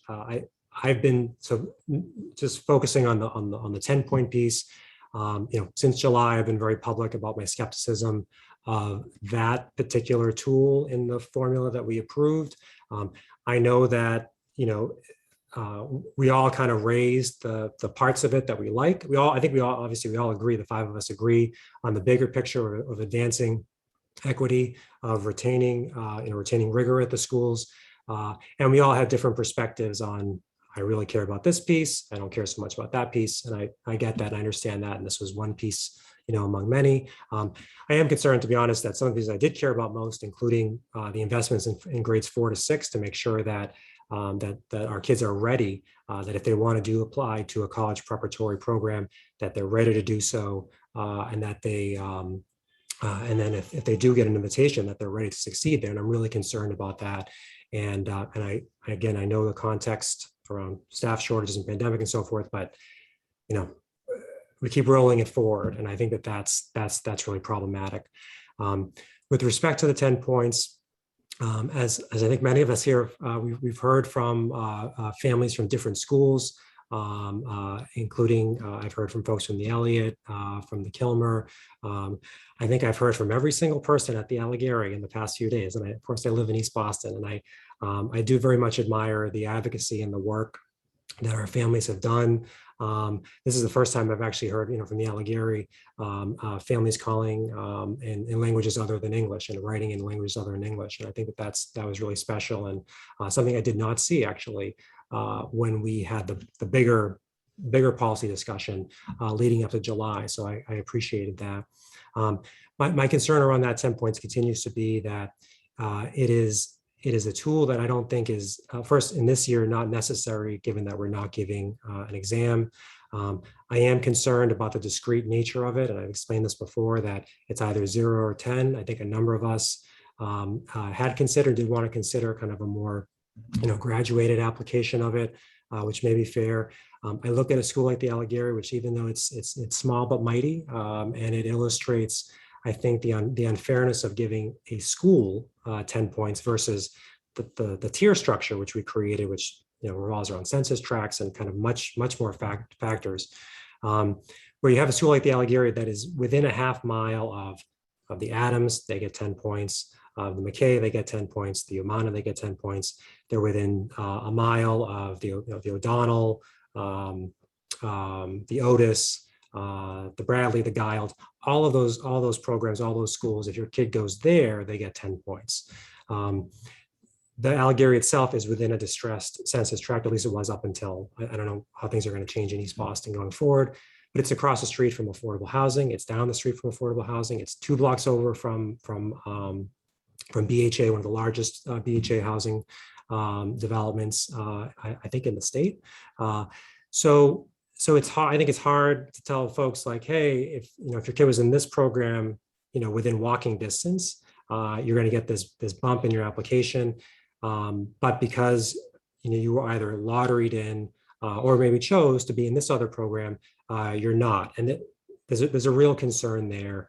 And there's also just that it, not just the discrete nature of it of 0 or 10, and then how it's applied, but just, the Allegheny is a great example of like what we're trying to do in the district, what we're trying to build, having families come together in a multilingual, multiracial group of folks that organize with each other, took a building that I remember when I worked at City Hall, that building was empty. We were using it for other purposes, for storage and things like that. And they've created a thriving, community there. And part of the pathway for some of their kids, not all, because not every kid, either needs to or wants to go to a college preparatory program. But part of that pathway was, we will prepare you for whatever path you want to take. And if you want to take that college prep path, then we're going to get you ready. And they're getting kids ready. And it's small, but they're getting kids ready. So I do want to honor that and laud, their efforts. I do ask, Madam Chair, and maybe this is more appropriate under new business, but once we have an opportunity to digest this or the next week, that at a subsequent meeting, I would like to raise the issue of maybe, considering whether to modify that 10 points at a future meeting. So I would ask that would be put on the next agenda. I can raise that as appropriate during new business, but I would like to make that case, to my colleagues here, the 5 of us that put this policy into place, that we can maybe make a better approach given the facts and circumstances today versus what we knew back in July. So respectfully put that out there. I know this is a topic that sucks up the oxygen in our meetings, and that in and of itself I know is problematic. And I think I've said that, we've all said that. But for me, I feel that this particular piece that I voted on, my name is on that policy. All of our names are on it. I do want to make sure it's redressed in the right way. So thank you. Thank you, Mr. De Araujo. Yes, we'll look at that as we build the agenda for our next meeting. Thank you. Does anyone else have any additional comments at this time? All right, hearing none. Thank you. So we will now vote. I will now want to entertain a motion to receive the superintendent's report. Is there a motion? So moved. Thank you. Is there a second? Second. Is there any discussion or objection to the motion? Hearing none, Ms. Sullivan, will you please call the roll? Dr. Coleman? Yes. Mr. De Araujo? Yes. Mr. Tran?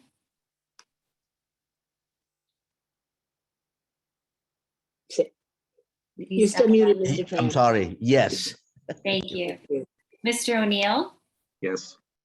Ms. Robinson? Yes. The report is Thank approved unanimously. Thank you.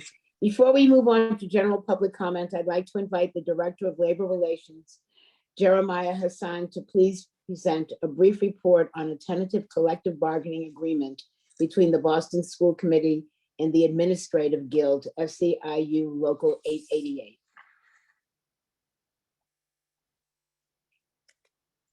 Mr. Hassan.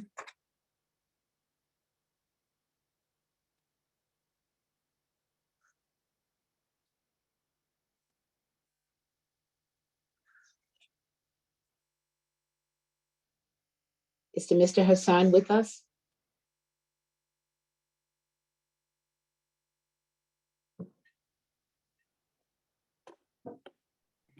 I don't know if he's with us, Where is he? but I'm sure it's nothing additional than what we shared in our Right. executive session. And, I So we can recommend. come back to it. forward. Can we move forward and come back to it at the end? We sure can.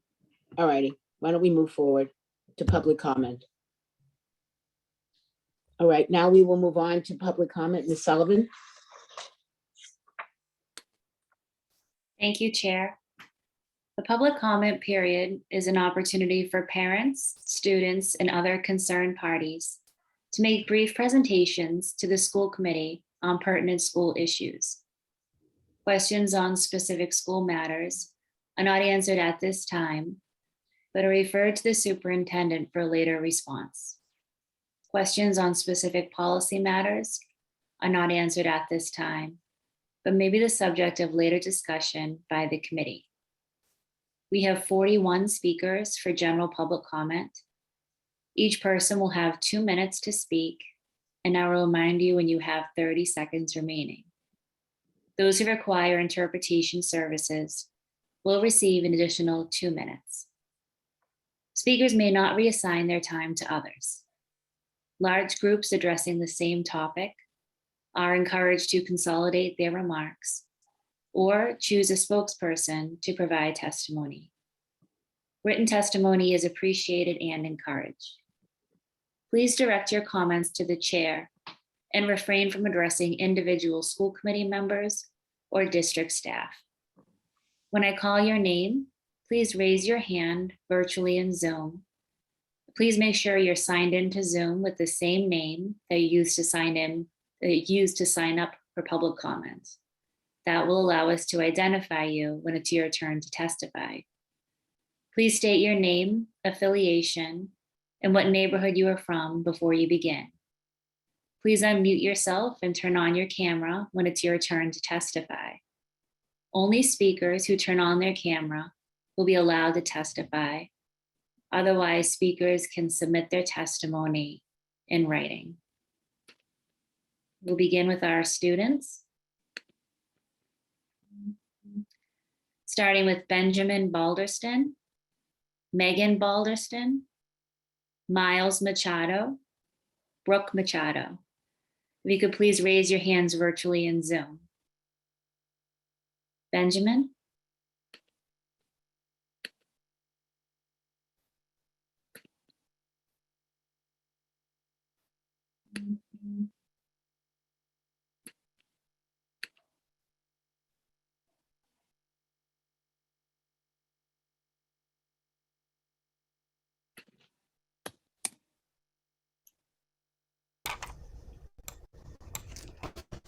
My name is Benny Balderston. As a 6th grade student at the Dante Alighieri Montessori School in East Boston, I asked the school committee to reconsider the 10-point exam school admissions policy.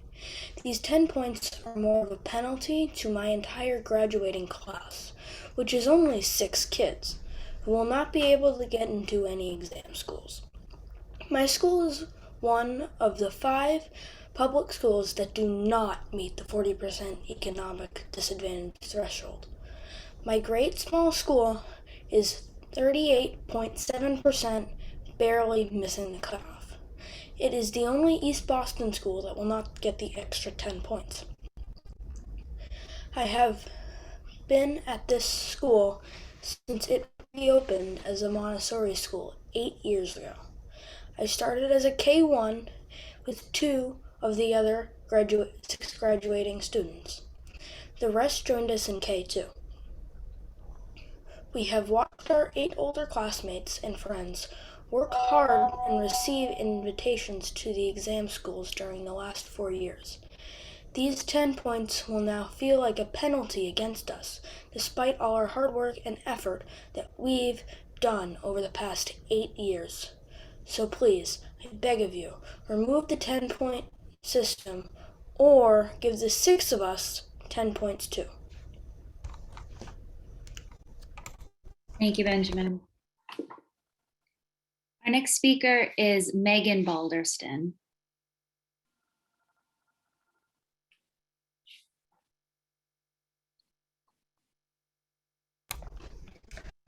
Hi, thank you, Madam Chairperson. My name is Megan Balderston. I live in East Boston. I am a parent at the Dante Alighieri Montessori School. I believe everyone on the school committee got my email, which says very similar things to what my son just read.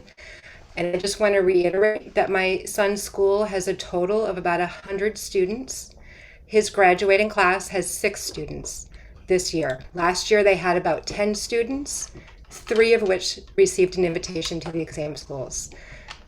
As Dr. Caselius mentioned, schools that received less than 5 invitations were not included in those new numbers that she presented tonight.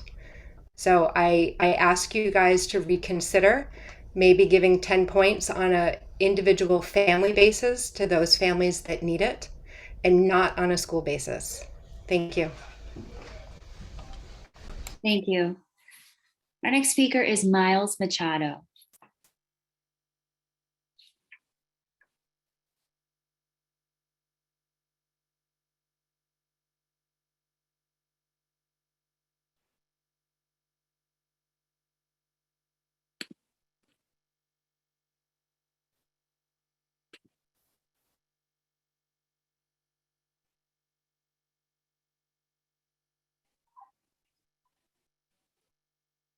Hi, Miles. Hello. Hello, my name is Miles Machado. I'm a student at the Dante Alighieri in East Boston. I'm a 6th grader at the Dante Alighieri Montessori School. I have been at this school since the doors first opened 8 years ago. I am disappointed to hear how the 10-point policy is affecting me and 5 other 6th graders at my school. The Dante Alighieri is one of 5 public schools that does not meet the 40% economic disadvantage threshold and the only one in East Boston. This new policy will not function as a 10-point bonus for students at 120 schools. Instead, it will be a 10-point penalty for students just attending 5 Boston public schools. It would only take the change of 2 of our family's economic status to put us above our or below the 40% threshold each year. This is a small, nice, loving school that deserves a chance to be at an exam school. So I ask for you to please change the 10-point policy by making the 10-point bonus for all schools, or giving them 10 points to our school for the benefit of the sixth graders at the Dante Alighieri. Thank you. Our next speaker is Brooke Machado.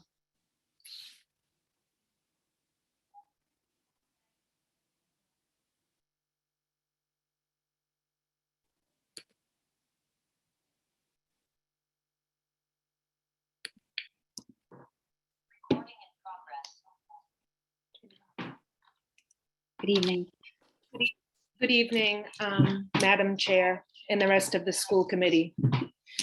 My name is Brooke Machado, and I live in East Boston, and I'm representing the Dante Alighieri Montessori School.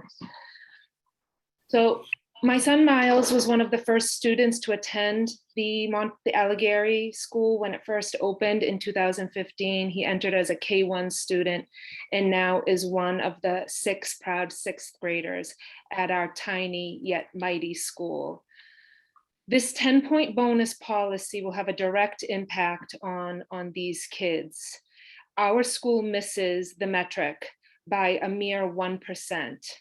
And it would take the change of only 2 families in our school to put us above the 40% threshold.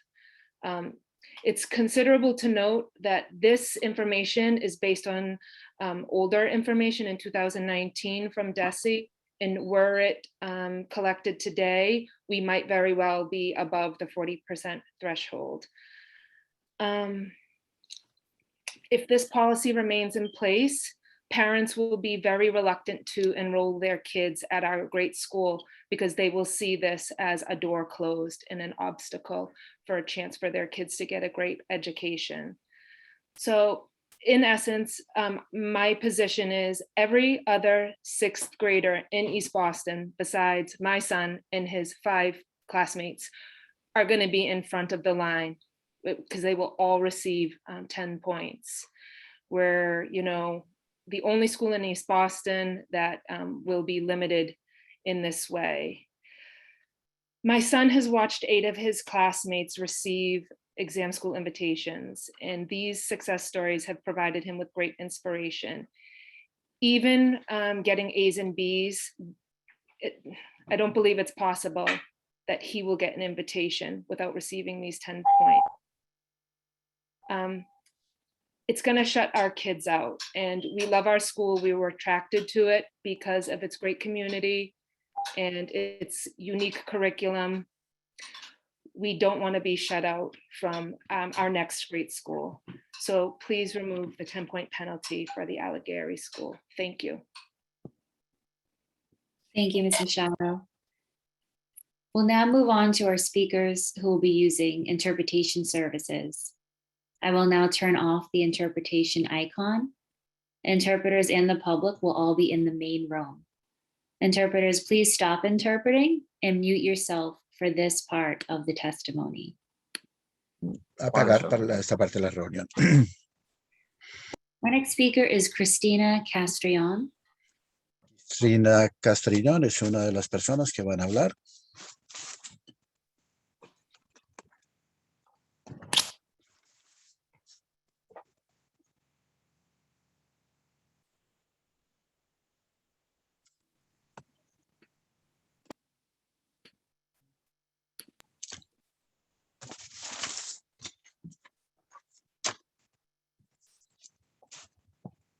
Buenas noches. Good evening, everyone. Yo soy Cristina Castrillón. Soy My name is representante Cristina Castrillon. I am representing the school. de la Escuela Dante Alighieri. I am here on behalf of the Dante Alighieri School in representation of the school.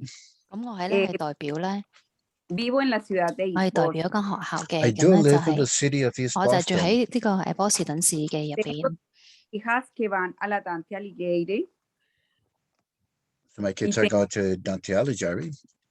y tengo una hija 咁咧，我 mayor 亦都係咧，我想咧係 Latin School y Tufts University. I have an older daughter. She's going to the Latin school, and she was accepted to the Taft University as well.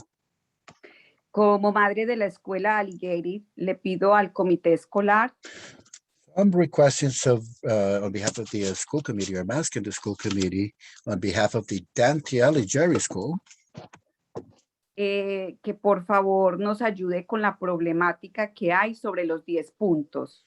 So please try to help us out with the problematic that arises with the 10-point exam school admission policy. Y que por favor modifiquen esto para que sea pues de gran ventaja para nuestros niños para el momento de las escuelas en el examen. So please try to do the necessary modifications so it could be advantageous whenever they are presenting the test of the school. Quiero dar testimonio de la experiencia que tuve con mi hija mayor de haber tenido la oportunidad de ingresar a una de las mejores escuelas.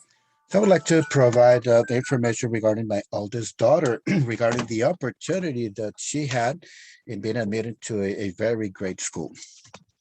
Lo mucho que ella aprendió y el gran éxito que tuvo de salir totalmente becada a una de las mejores universidades del área. So she was able to apply, and as a matter of fact, she got a scholarship, a full scholarship, that is to be able to get enrolled in a very good school, one of the best schools in the area. Esta ha sido la mayor inspiración para sus otras 2 hermanas que ahora cursan en la Dante Alighieri Montessori. So this has been a great inspiration for her 2 sisters that are actually part of the Dante Alighieri school and community at the moment. Me preocupa mucho y me siento muy frustrada por los 10 puntos que nos perjudican. It is very concerning to me. It is causing me lots of frustration because of the 10-point school exam admission policy that is affecting us. Yo reconozco todo el esfuerzo de ustedes, del comité escolar, por escuchar nuestras voces. I do have to recognize all the efforts that are put in place by the Boston School Committee in order to hear our voices. Y aprecio mucho que por favor modifiquen los 10 puntos para que nuestros niños tengan también las inspiraciones de otras personas y puedan hacer de ellos también un gran éxito y la escuela continúe. I will appreciate if this 10-point policy can be removed, so it will be a source of great inspiration for other kids, and they'll be able to continue with their educational goals. 30 seconds. Muchas 30 gracias. segundos, señora. Thank you very much. That's all. Gracias. My next speaker is Maria Mejia. María Mejía.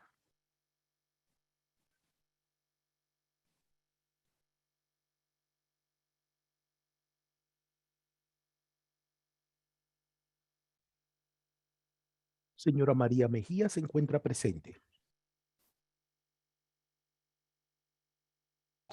¿Me escuchan? Ahora sí. Ok. Hola, buenas tardes a todos los presentes. Mi nombre es María Mejía y tengo un hijo en la Blaston y soy de la comunidad de Roseberry. Hello, good evening, members that are present and everyone. My name is Maria Mejia. I have a child that is at Blackstone School. Me enteré en las reuniones pasadas de las escuelas públicas de Boston I got to know in the past meetings of the Boston Public Schools que iban a expandir los grados de las escuelas, específicamente el 6º grado. that some schools were getting expansion, especially to the 6th grade. Me hizo sentir muy feliz al saber que mi hijo iba a quedarse ahí hasta el 6º curso. And I was very happy because I knew that my son was going to stay there up to 6th grade. Que no iba a ir a las escuelas alternativas de ese grupo, pero desafortunadamente mi escuela no ha sido considerada para la expansión. So, and that he did not have to go to any of the expansion schools, but unfortunately, my school was not considered for the expansion. Como madre, hoy estoy aquí en pie de lucha para abogar por nuestros niños, por las escuelas y la comunidad. As a mother, I am here to raise my voice and to put my voice together with the other parents that are right now fighting for this. Para que nuestros niños permanezcan estables y me siento segura de que mi hijo está en Blaston. For our children to be stable and to make sure that my son stays at Blackstone. Pero también me desestabiliza al saber que en años más adelante mi hijo no me garantizarán una silla para seguir en la escuela. So it also disturbs me that in future years, my son will not have a guaranteed seat to stay at the school. Por tomar un cambio drástico y sin saber qué consecuencia puede traer en un futuro. For taking a drastic change and not knowing what consequences it could bring in the future. Y que nuestras reclamaciones sean acogidas y escuchadas. And that our claims could be listened and should be taking actions upon them. Muchas gracias y buenas noches. Thank you very much and have a good night. Thank you. Our next speaker is Danilza Martinez. La próxima persona en hablar es Danilza Martínez.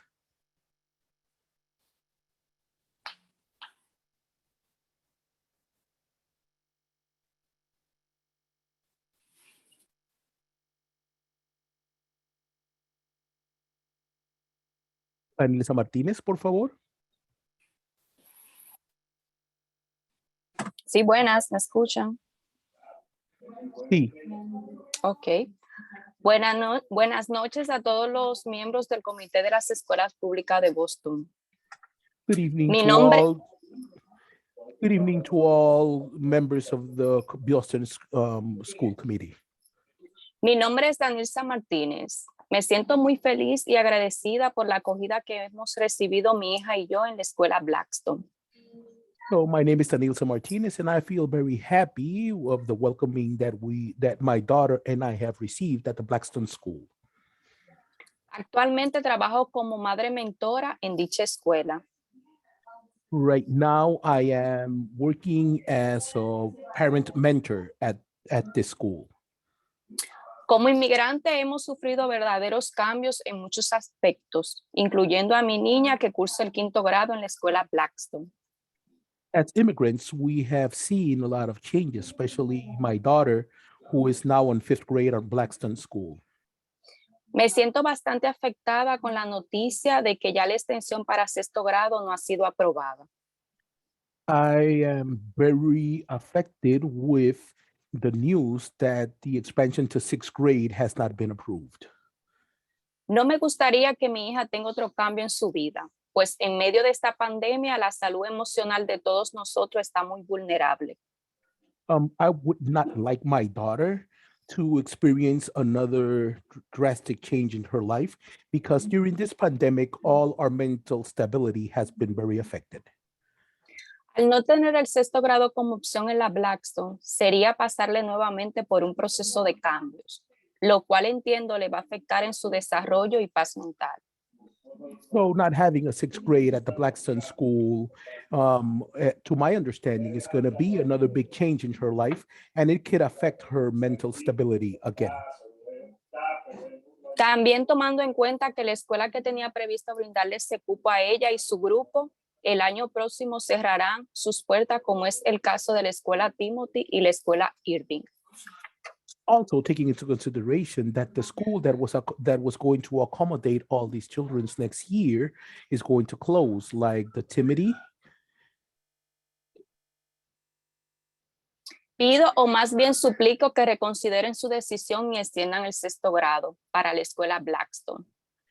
I am asking And I am asking and begging for you to take into consideration to extend the 6th grade at the Blackston School.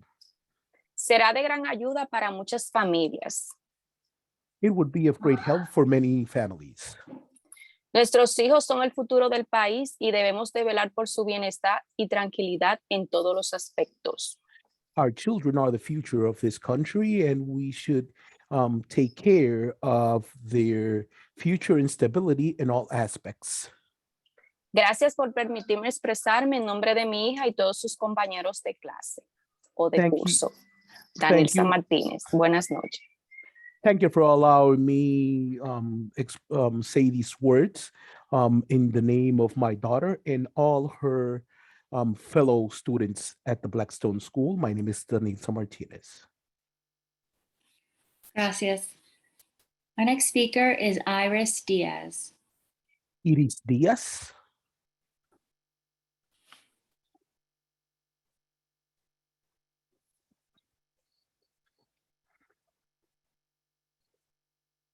Iris Díaz, por favor. Buenas noches, ¿me escuchan? Sí. Ok. Hola, buenas noches. Mi nombre es Iris Díaz, soy de la comunidad de Roseberry. Gracias por darme la oportunidad de expresarme. Hello, good evening. My name is Iris Diaz. I am from the Roxbury community, and thank you for the opportunity to letting me speak. Tengo un niño de 11 años que se graduó de 5º grado de la escuela Blackstone. I have an 11-year-old child who graduated from 5th grade at the Blackstone School.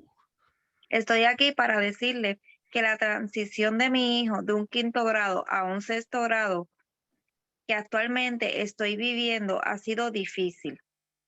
And I'm here to let you know that the transition of my son from a 5th grade to a 6th grade has been very hard.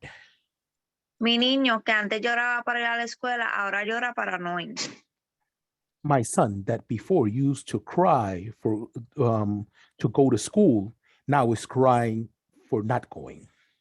El 16 de marzo, cuando comenzó la pandemia, obligatoriamente, mi niño terminó su 4º grado virtualmente.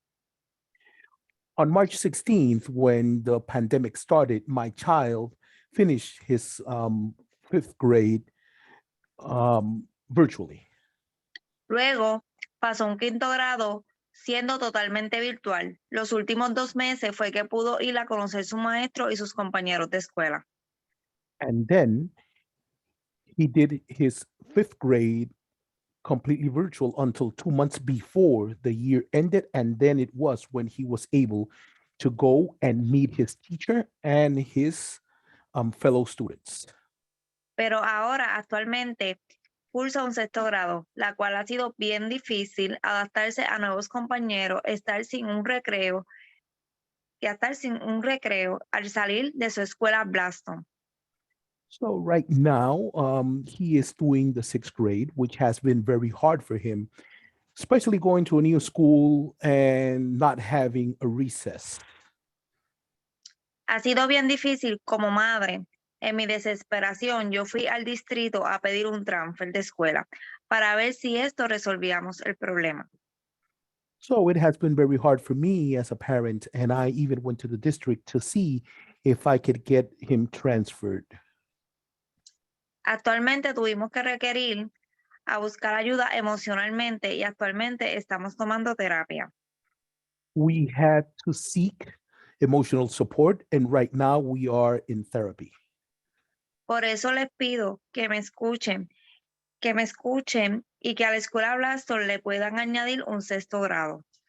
That's why I am begging you to listen to me, and that we can add a 6th grade to the Blackstone School.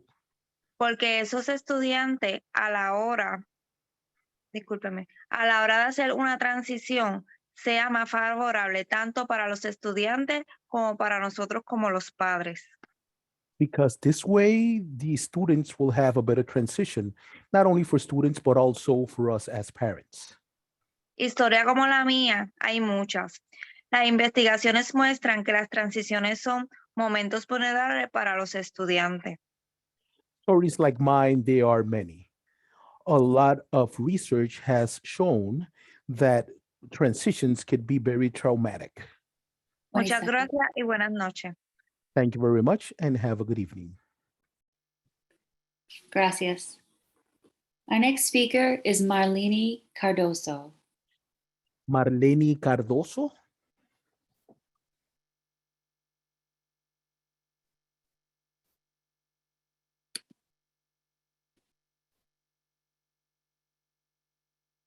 Boa noite.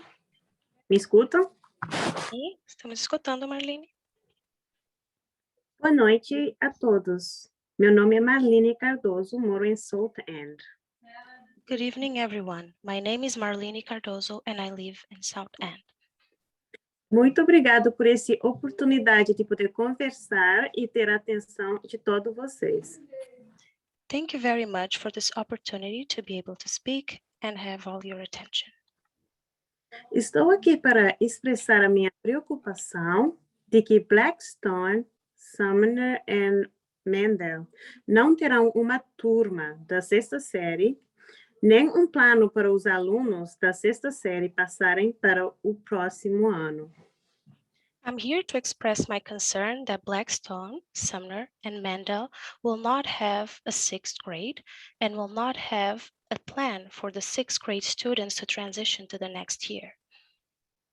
Como mãe e parent mentor em Blackstone, estou chocada que Boston Public School teve pelo menos desde 2018 para fazer um plano para os nossos alunos e não fez.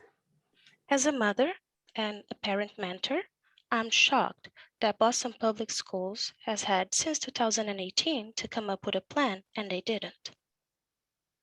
A pesquisa mostra que as transições escolares são momentos vulneráveis para os nossos alunos. The research shows that school transitions are vulnerable moments for our students.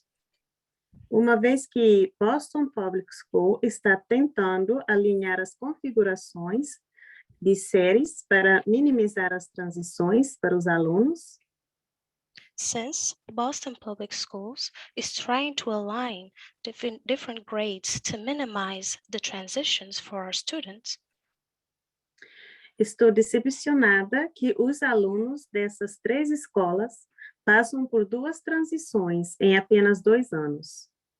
I'm disappointed that the students belonging to these 3 schools will go through two transitions in 3 years. Os alunos da 5ª série terão de ir para uma nova escola para a 6ª série e depois para uma nova escola para a 7ª até a 9ª série. The 5th grade students will have to go to a different school for the 6th grade and then to a different school from 7th until 9th grade. Dependendo se eles mudam para a 6ª série ou 8ª séries, depois de quase 2 anos de aprendizado interrompido pela pandemia, isso será devastador para a educação dos nossos filhos. Depending if they are transitioning for the 6th grade or the 8th grade, after 2 years of interrupted learning for our students, that will be devastating for our kids. Exorto vocês a encontrar soluções criativas para encontrar espaços para a 6ª série nessas 3 escolas. Trabalhando com centros comunitários próximos e empresas, não tem um plano é inaceitável. I plead with you that you find creative solutions for the 6th grade transitions for these 3 schools. Working with community centers and other partners, I find it unacceptable that you don't have a solution. 20 seconds. 20 segundos. Meu filho já passou por 3 transições, que foi muito frustrante porque ele perdeu todos os amigos, colegas, professores e pessoas que ele gostava muito. E depois veio a pandemia. My son has undergone 3 transitions and that was very frustrating because he lost friends and teachers that he cared a lot about. E depois veio a pandemia e ele, como todos os alunos, ficaram estudando remotamente. Isso foi um desafio e tanto, além de difícil para ele. Se Blackstone não tiver uma expansão para a 6ª série, ele vai ter que passar por mais uma transição. E eu venho aqui pedir às autoridades educativas que, por favor, levem em consideração a saúde emocional do meu filho. And then the pandemic came, and all of them, my son and his colleagues started studying remotely. That was very challenging and hard. I'm here to plead to the educational authorities that you find an acceptable transition to the 6th grade. Thank you. Obrigada.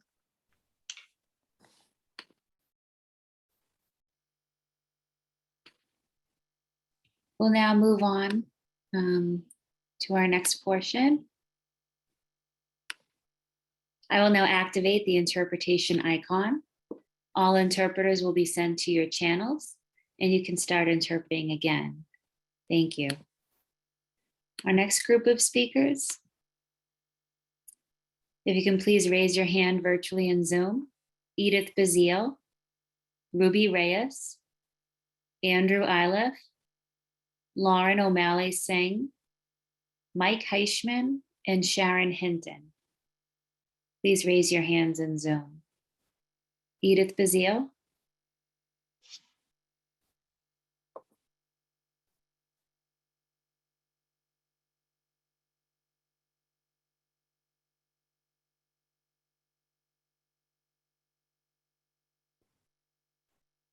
Good evening, and thank you. What are the lessons learned from the pandemic? Data shows Black students face more frequent and harsher disciplinary practices, which lead to oppressive district and school cultures of anti-Blackness. Leaning into anti-racist work requires intentionality to reverse this. Research concludes Black educators cultivate positive, welcoming school environments that result in high expectations and strong academic outcomes for all students. Sheriff Al Mackay said, quote, "A huge intervention needs to be more white teachers learning to be anti-racists. That would impact Black teacher retention numbers and change the experience of Black children in school so they would consider becoming teachers," end of quote. To become anti-racist, BPS must move away from blaming and fear rooted in anti-Blackness. Research advises developing an equity infrastructure in which Black educators are empowered to lead equity work instead of being left in the shadows. BPS must throw out the idea that schools empower parents. Parents already have power. They are their children's first teacher, and schools must respect parents as their child's advocates. Also, throw out the idea of student learning loss. Instead, focus on district learning loss. Have some courage. Dismantle the gridlock of failed policies that pathologize and criminalize and deny Black students high quality education, such as anti-Black racialized tracking, inequitable funding, uneven staffing patterns, biased school policing, discriminatory discipline, racial profiling, and surveillance and information sharing that harms Black students. Social workers in every school is critical, but not sufficient. Building a district-wide equity infrastructure requires data-driven professional development, job-embedded coaching, and using culturally, linguistically sustaining practices, socio-emotional learning, trauma-informed instruction, and restorative justice in all schools. Metrics for success should include rebuilding relationships of trust with Black students, families, and communities who have been shut out, and leveraging community partners to restore and revitalize school cultures. In closing, to hold itself accountable, BPS must build an equity infrastructure and do 4 things. Use research and prioritize prevention and intervention, build safe spaces of healing rooted in racial equity and academic learning, ensure inclusion means belonging, and focus on racial justice. Thank you very much. Thank you, Ms. Bazile. Our next speaker is Ruby Reyes.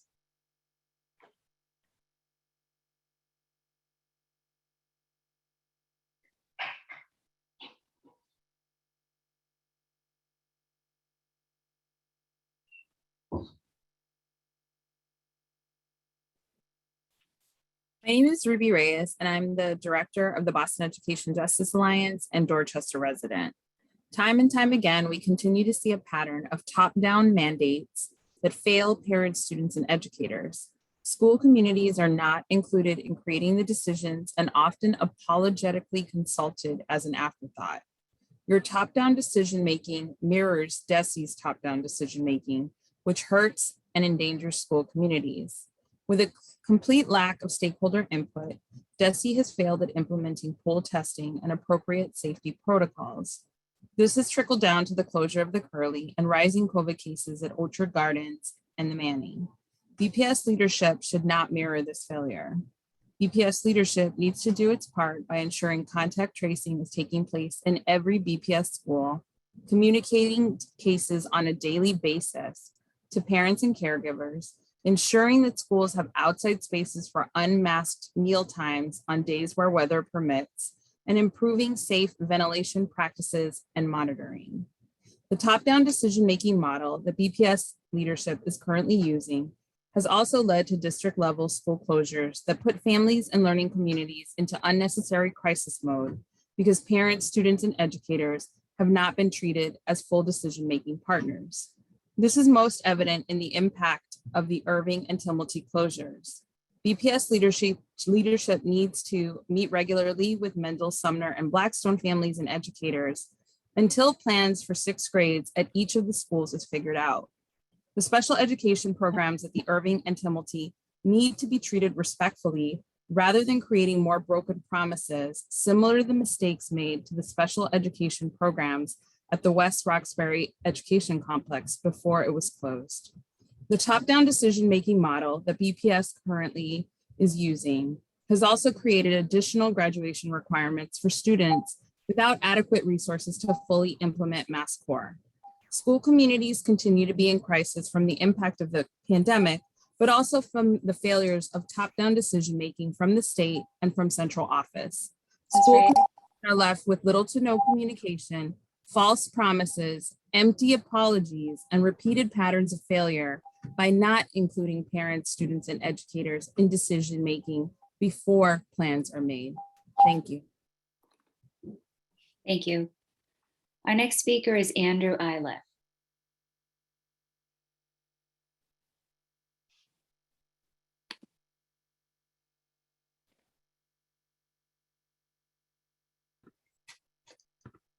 Good evening, Chairman Robinson and the committee. My name is Andrew Iliff. I'm a resident in Jamaica Plain, a parent at Boston Latin Academy and at Mission Hill School, where I'm a family representative on the governing board. Our school's governing board finally met a couple of weeks ago, a testament to the determination and passion of the school community, many of whom joined just to listen and be part of efforts to restore our school. The governing board struggled to form quorum, partly due to the district's decision to leave the governing board without a co-chair as provided by the bylaws, requiring a staff member currently on to step in. It was so great to have students be part of the board. We heard about their challenges, classmates who don't always want to be in school, and school lunches that they condemned in very vivid terms. The board will take up these and other challenges, including how to ensure representation from across our diverse school community. This has been much harder this year than in the past. I'm only just beginning to get acquainted with a few of the families in my child's classroom, but without engaged leadership in the building, we have no effective and reliable ways to communicate with all our fellow parents, particularly those who are unable to stay in the playground after school, making it particularly difficult to meet and collaborate with members of our community who don't live in Jamaica Plain, those who work multiple jobs or care for multiple family members. At the emergency school review that took place at our school recently, we were asked at the governing board what efforts we've made to reach the full range of our diverse school body. This is a good question. We have tried and continue to try. Mission Hill School for many years has been led by teachers and community members of color. But with the abrupt suspension of 3 senior staff of color, the exclusion of families from the building due to COVID, and the district casting doubt on the future of the school, it tends to be those of us with the privilege to devote hours to meetings and money to the necessary childcare who participate in trying to safeguard and rebuild our school.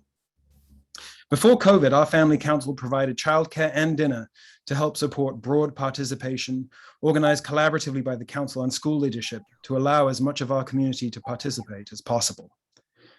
This governing board meeting was a first step towards restoring our community.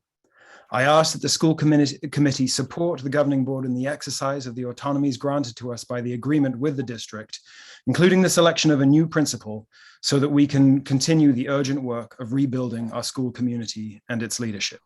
Thank you for this opportunity. Thank you, Mr. Iliff. Our next speaker is Lauren O'Malley Singh.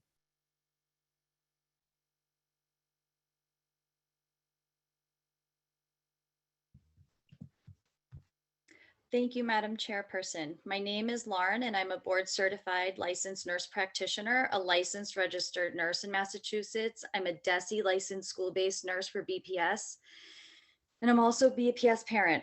I want to thank Health Services for their tireless work. They're phenomenal people who've exhibited grace through a time when way too much has been placed on their shoulders. I thank them and hope they receive more support from the city and the district. I also want to acknowledge the mental and emotional toll testifying takes on many of us speaking tonight. And I want to recognize that my job as a nurse, and furthermore, a school-based nurse, has never received so much national attention and credence as it does at this very moment. Paradoxically, nurses and furthermore, school nurses are leaving their careers. Before the pandemic, public health care providers were already rationing care to the most vulnerable. We struggled before the pandemic to bridge these gaps between our professional ideals and the realities of business. The pandemic has pushed us past the limits of that compromise. I'm happy to hear the goals of Dr. Lowe and Dr. Sanchez, who shared on behalf of the district tonight. However, I did not hear any measurable goals. I did not hear measurable timelines, and I did not hear solid measurable logistics of how these goals will come to fruition and when. It's November and it's almost December. We clinicians at BPS are having a very difficult time with the vagaries around a fairly concrete subject. What we're witnessing on the ground in schools is negligence at best. Here is what us nurses are seeing on the ground. Home health checklist. BPS does not offer guidance to families beyond a home health symptom checklist, which leaves an inordinate amount of burden on a family to obtain clearance from a physician to return to school. The document does not offer guidance on what to do if you are a physician or if you don't have insurance, which many of our families are experiencing. Vaccination clinics are not offered district-wide at this moment. BPS leaves it to schools to determine how vaccination clinics are hosted in each school. That is completely inequitable. My school is able to offer a COVID clinic every 3 weeks, and other high schools have none. Pooled testing. We have inaccurate pooled testing lists through our CIC and medics contracted agencies who are receiving millions of dollars to do this work, if not more. These discrepancies have resulted in students being tested who shouldn't have been tested, students who should be tested who are not being tested. Both of these are violations of patient rights. Excuse me, Ms. O'Malley Singh, if you could please wrap up. Sure. We have inconsistent testing kits. We don't have isolation rooms for our students. We don't have transportation for symptomatic students. We don't have a successful contact tracing program, and we don't have a successful absentee program. Thank you. Thank you. You're also welcome to please send those suggestions in writing, and we'll be happy to share them with the committee and the superintendent. Our next speaker is Mike Heichman.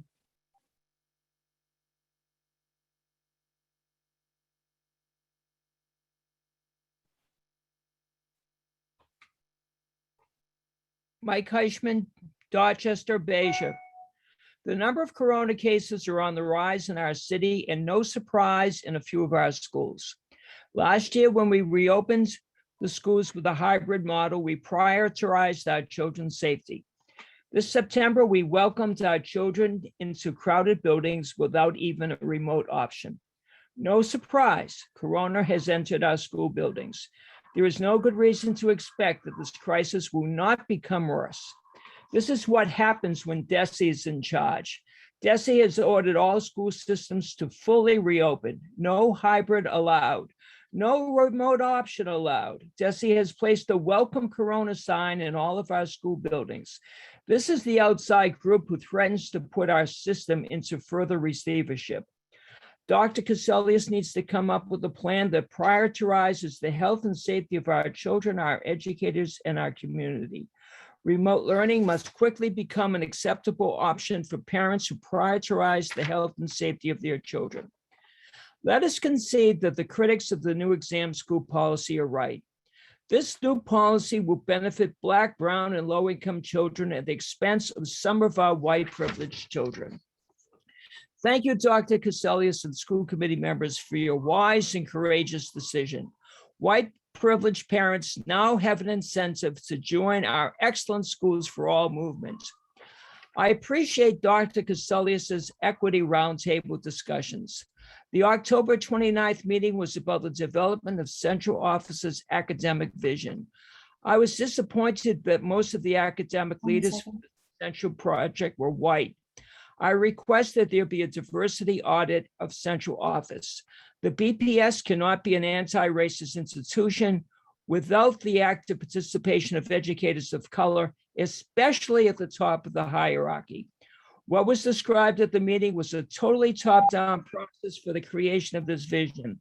The involvement of local school communities was missing from this report. Have they been excluded in this project? Thank you. Thank you, Mr. Heichman. Our next set of speakers could please raise your hand in Zoom. Sharon Hinton, Marcela Medina Madrid, Courtney Feely Karp, Heather Croce, Rachel Young, Sherry Kelleher, and Lauren Peter. If you could please raise your hands in Zoom.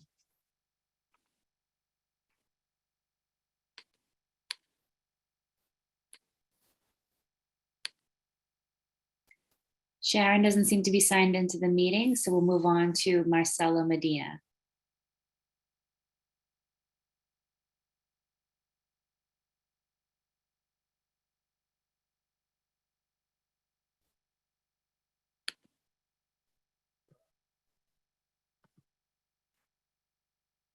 Good evening, everyone. My name is Marcela Medina. As a parent at the Alighieri School and as a lifelong resident of East Boston, also an alumna from an excellent exam school, Boston Latin Academy, I asked the school committee to recognize the problematic consequences of this 10-point exam admission policy and to remove this penalty as an added obstacle for admissions to the exam schools. I currently have 2 children in the Dante Alighieri School, for which I wish to advocate for and request that they have the equal opportunity I had as a student in the Boston public school system, and the equal opportunity that students like them have currently in all the other East Boston schools. I had the opportunity to take the entrance exam with many social obstacles in place already. I was first generation to assist school beyond an elementary level, and I was an English language learner myself. And regardless of this, the BPS system provided equal possibility to all of us, to all these students taking these tests, regardless of the social obstacles that each individual student and family was going through, and to be able to take that exam and be scored equally. I urge that this 10-point bonus exception be removed for the Alighieri so that the district continues to provide equal opportunity to all and remove any more obstacles for future generations. In our school, 63% of our students, English is not their family's first language, and 53% of our students are English language learners. And many immigrant families are hesitant to apply for these benefits, or they're prohibited from receiving the public benefits. So, you know, the Alighieri is the only school in East Boston to be negatively impacted.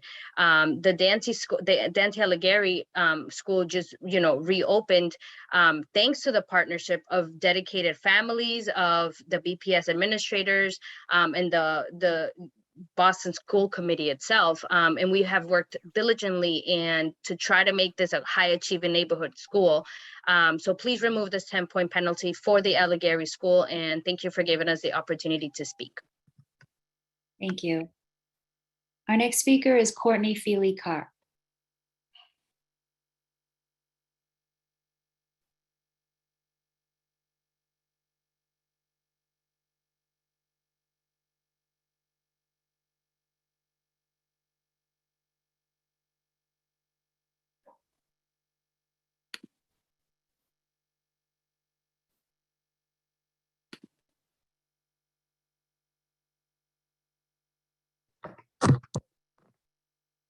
Hello. Good evening. If you would just indulge me 1 second before the timer starts. My 7-year-old just wanted to wave hello because she just read a book about Jerry Robinson. And she just said, "Who is that on my screen?" And she just wanted to wave hi. And now she's being shy. She just said, "What's Jerry Robinson doing at your meeting?" So thank you, Chair Robinson. My name is Courtney Feely Carr. I am a parent at the Henderson Inclusion School. And I am here today, as you may all have discussed earlier, in part because of the incident, but really more broadly about sort of some of the systemic issues that the incident in our school has sort of, I think, brought out. And I think is correlated to the earlier part from the superintendent regarding the changes in policy with respect to COVID testing and information, particularly as it will be relayed to parents. And I'm not trying to go backwards or Monday morning quarterback. I think we all knew the transition to in-person learning this year was going to be difficult on a host of fronts: physical health with respect to infections and mental health with respect to reentry. And I think we're, throughout the Commonwealth, throughout the country, frankly, but particularly without the Commonwealth, we are seeing evidence of the social emotional toll on our students and their family members as a result of the trauma of the pandemic. And really at this stage, I think it's fair to say that most schools, as prepared or what vision they might have had, it's not enough, and that we need more. And we not only need more support and services for our kids, I think we need a better understanding of what's going on in the schools, since we as parents are not allowed in schools to kind of have that better sense and community connection that we would normally have. I guess what I'm looking for this committee and this body as oversight of the district and of the district staff to really ask the superintendent to report more on the incidences that are occurring in the aggregate, fully mindfully protective of student privacy and obviously consistent with FERPA and related necessary laws, but that there should be a better understanding of the incidences that are occurring. And there should be a revision of whatever services and how they're being allocated for mental health and support services to schools. And there should be a clear and transparent understanding of how those services would be allocated. Our school has been without a school psychologist since the start of the year. She has a new school psychologist has recently been hired and has been tasked with doing a backlog of evals rather than building community with the student body that the psychologist will be serving. That does not seem to me like an appropriate allocation of resources, as just one example. And that is work that could be staffed out through funding resources that are clearly readily available to hire additional staff. And if the staff cannot be found, the superintendent needs to be reporting that to this body, that's where the problem lies. But I think that we really need to revisit the mental health and support services that are being provided in our schools, because the sooner we can build community, the sooner that these incidences will go down and the sooner we have more productive classrooms for all. Thank you for the time and speaking this afternoon. Thank you. Our next speaker is Heather Cross.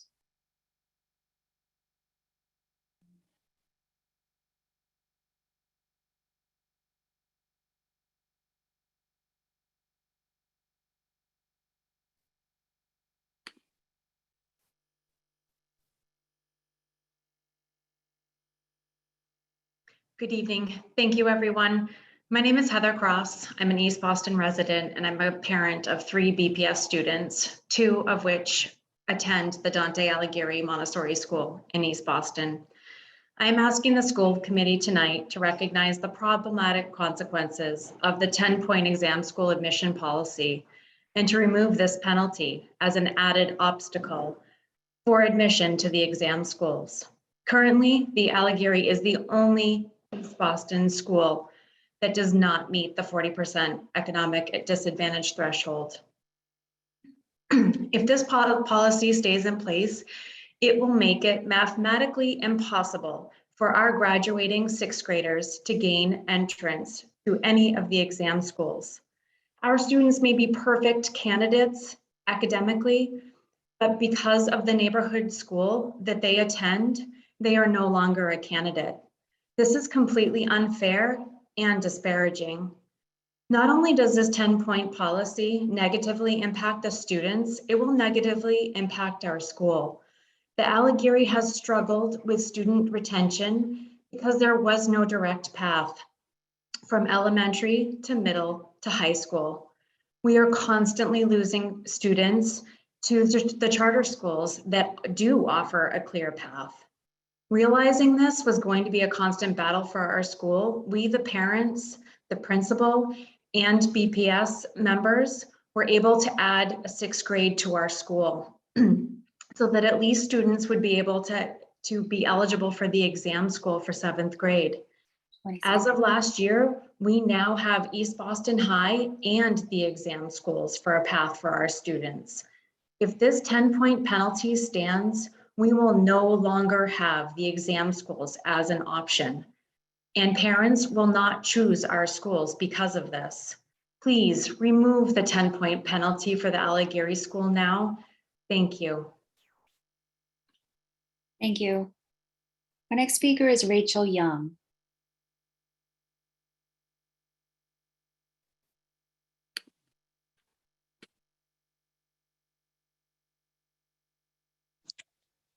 Hi, good evening. My name is Rachel Young. I'm a Rosendale resident and a Sumner parent. And I realize that the superintendent and the school committee has been dealing with multiple crises this evening, so I'm going to try to be brief. I want to thank the school committee and the superintendent for some real progress that the Sumner community has made this week in conjunction and collaboration with BPS concerning the search for our 6th grade classroom space. We believe, and I believe, that BPS has made so much progress in the last few weeks that our goal is in sight. And I think BPS can say with confidence that we'll have a 6th grade next year. So we are asking BPS to make this commitment in writing to reassure our 5th graders and the prospective families that are looking at our school right now because we're in open house season. In addition, we'd also like to make sure, as Mr. O'Neill said, that we are part of the solution. As BPS begins to have more challenging and technical conversations about finding physical space, please include Sumner families. Just a fun fact, Rosendale has the most architects per capita of any neighborhood in Boston. I'm joking here, but you might believe that if you looked at the makeup of our family council. So my point is, we're a group of really technically savvy professional parents that can contribute to this problem solving. Lastly, I just want to make sure that I speak in solidarity with the Mendel and the Blackstone, as well as the Irving and the Timilty, who I think have been completely underrepresented in this entire conversation. I don't think in all the committee meetings I've attended, I've heard a single Irving family talk about how this impacts them. And I want to make sure that their voices are heard, they're not forgotten. So thank you for establishing a dialogue, but please commit to finding the space for our school so we can have a 6th grade. And please engage us fully in the problem-solving process. Thank you. Thank you. Our next speaker is Sherry Kelleher.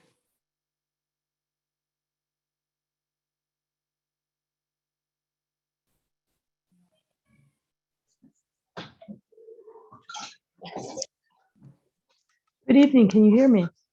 Yes, good evening. My name is Sherry Kelleher. I'm from Charlestown. I have 2 children who attend BPS schools, BLS and the Warren Prescott. And I have to say, guys, after listening to months and months of testimony at various different committee meetings, I do absolutely appreciate everything that all of you do. I find this incredibly depressing and incredibly demoralizing. The Curley School was shut down because 5% of their students and staff tested positive. Who could see that coming? Delta variant? What? we're going into Thanksgiving and Christmas where people are intermingling and are letting down their guard because it's 2 years since essentially this pandemic has started. And it doesn't really feel like BPS is prepared for that. Well, I acknowledge the fact that DC has not necessarily helped the situation. We don't have contact tracing. We don't have test and stay procedures in place. We don't know what to do. How many other schools are going to be shut down in the next 3 months because we don't have adequate procedures in place? And then there's the question of quality in our schools. Yes, we have 3 amazing exam schools. One of my sons is blessed to be able to be there. What about all the other high schools? What about all the other schools that offer 7th grade? What has BPS concretely done in the last 18 to 24 months with its equity lens to enhance the quality of schools, to enhance the offerings for 7th to 12th graders beyond the 3 schools? I haven't seen anything that I can look at and hang any sort of concrete results on. 1 second. We hear all the time about the challenges. And time again, it feels like BPS is unprepared for any of them. I'd like to see some forward thinking. I'd like to see some forward action. Thank you. Thank you. Our next speaker is Lauren Peter, followed by Alan Tien, Johanna Fitzmaurice, Sulika Soto, Lon Drucker, Minerva Casillas, and Bill Barra.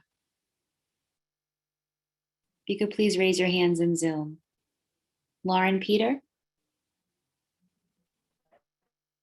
Thank you for the chair tonight. My name is Lauren Peter, and a Rosedale resident and a BPS Sumner parent.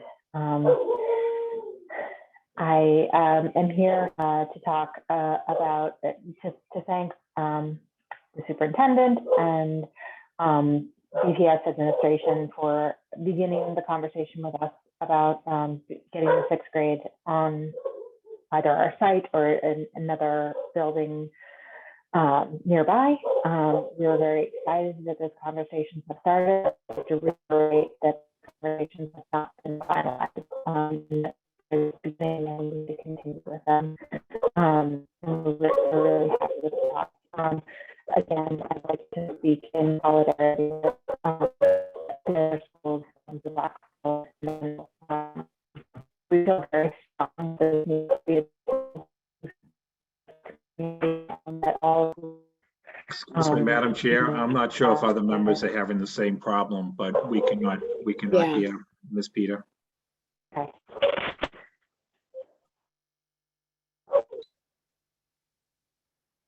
Can you hear me now? It's a little better. I'm sorry. I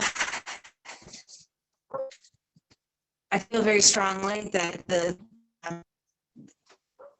any solution for the 6th grade for the Sumner needs to also be found for the Blackstone and the Mendel.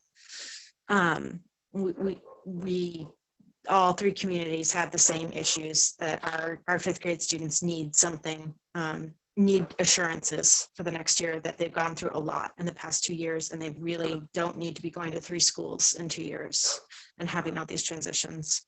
And we feel very strongly about that. I also feel very strongly that the students at the Urban and the Tumulty need to have some pretty strong assurances about where they're going to end up, because there's some 7th graders there, 6th and 7th graders there that don't know where they're going, and they need some assurances. So thank you very much for the progress that's been made, and we look forward to further progress. Thank you. Thank you, Ms. Peter. And please send us your comments in writing so we can read your full testimony. Our next speaker is Alan Tien.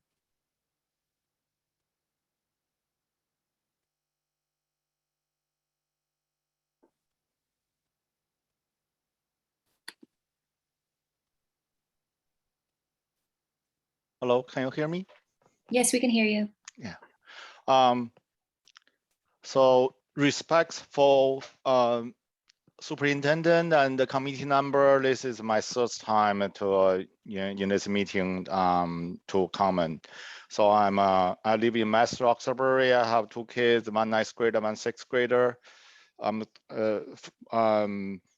So superintendent just said that in her presentation said that this exam school admission policy is well defined because it went through a couple months of discussion. That is true. It went through a lot of discussion, but the 10 point, but the 10 point actual point was added in the last meeting. Also, the 20% citywide merit-based the seats was removed at the last minute. So it's in a rush. Every time in a rush. In the last minute, everything changed. And also, I just look at the thank you for superintendent to give out the school wise number for the number of applicants and can be made it into school for each individual schools. But if you look at the table that's provided by the BPS school committee member, the number for next year with the exam only, with GPA only, still missing. If you can see the last table, if you can see the table at the further right, the student get accepted into the exam school, it's the same. The number is the same as the student applicants. So we're still missing data for that. So I'm still come here to asking for superintendent, please provide the simulation data for next year with GPA only. We're still missing that data. Thank you.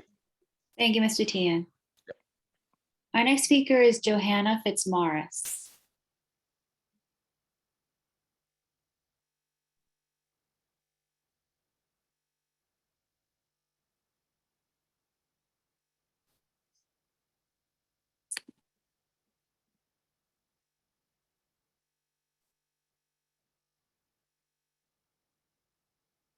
Hi, good evening. My name is Johanna Fitzmaurice, and I'm a parent of a first grader at the Dante Alighieri School in East Boston. And I'm here to provide testimony on the 10-point bonus policy for exam school entry. I'm strongly opposed to this policy as a whole. The entrance to exam schools should be solely based on exam and GPA. I'm a graduate of the Dante Alighieri School and Boston Latin Academy. I'm a first-generation Colombian American and was raised by a single mother.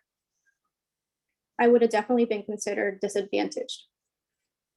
I am proof that through hard work and determination, all children have a fair chance to an exam school entrance. They don't need additional points. Please remove this 10-point bonus penalty for all schools because it is unnecessary. Thank you. Thank you. Our next speaker is Sulika Soto.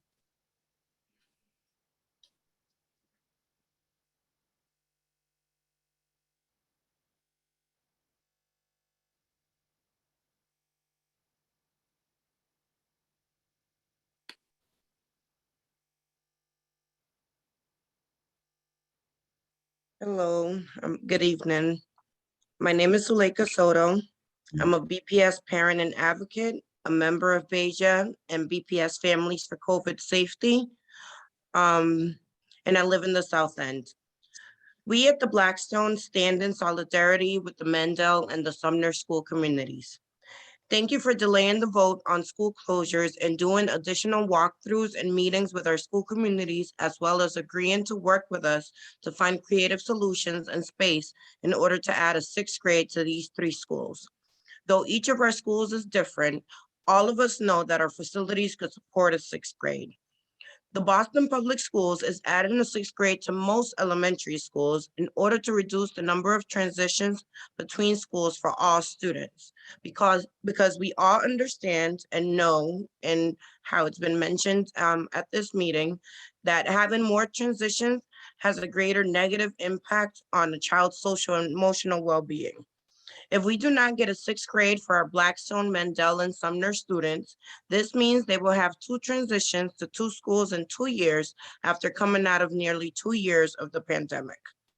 In order to treat this issue with the urgency it deserves, we ask that before you move forward with these middle school closures on December 1st, the Build BPS and facilities team continue to meet with parents and educators on a weekly basis until the sixth grade's expansion plans are completed.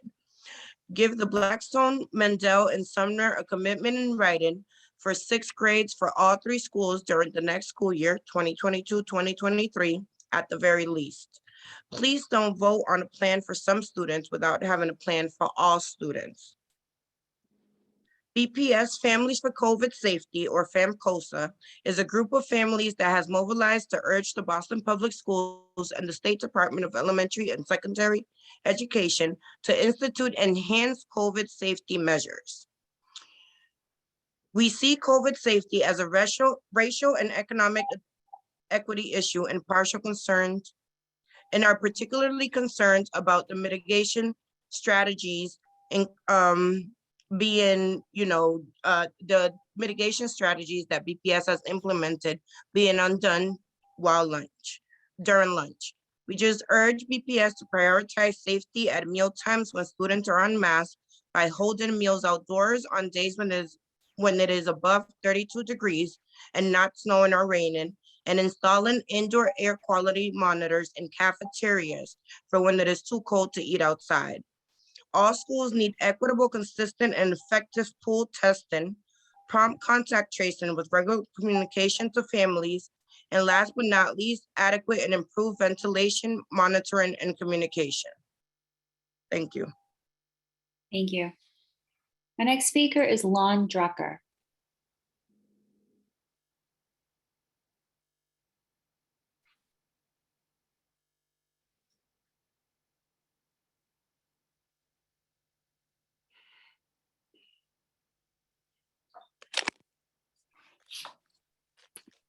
Hi, can you all hear me? Yes, we can hear you. Great. Hi, everyone. My name is Lon Drucker. My son goes to Mission Hill School, and my family and I live in Jamaica Plain. Thank you for the opportunity to speak. I will use my time to discuss vaccines, one of the most powerful tools at our collective disposal to fight the ongoing COVID-19 pandemic, especially as we enter the winter months in a period of increased risk. 2 of the biggest barriers to overcome with respect to vaccine uptake is trusted, accurate information and access. Therefore, I want to first commend BPS and ask that BPS continue to provide opportunities for Q&A sessions regarding the COVID-19 vaccine. Please continue providing these opportunities for parents and students to learn and ask questions from trusted health professionals. These sessions are also an important tool to combat misinformation about vaccine safety and efficacy. With respect to vaccine access, I request that BPS urgently make available recurring and on-site COVID-19 vaccine clinics at all BPS schools. This action will increase convenience for parents and students and continue to drive awareness. I noticed that BPS has access to on-site clinics through a relationship with Boston Medical Center. Thus, all I ask is an expansion of the current vaccine opportunities to all BPS schools and students. For some families, an on-site school clinic may be the only real chance to get the vaccine. On November 8th, the Associated Press reported that, and I quote, "The Biden administration is encouraging local school districts to host clinics to provide COVID-19 vaccinations to kids and information to parents on the benefits of the shots as the White House looks to speedily provide vaccines to those ages 5 to 11. Thank you for your time and considering these changes to making the COVID-19 vaccine more widely available and understood. The goal of these actions is to keep our kids safely in in-person schooling where they belong and quicken the end to this pandemic. Thank you for your time. Thank you. Our next speaker is Minerva Casillas.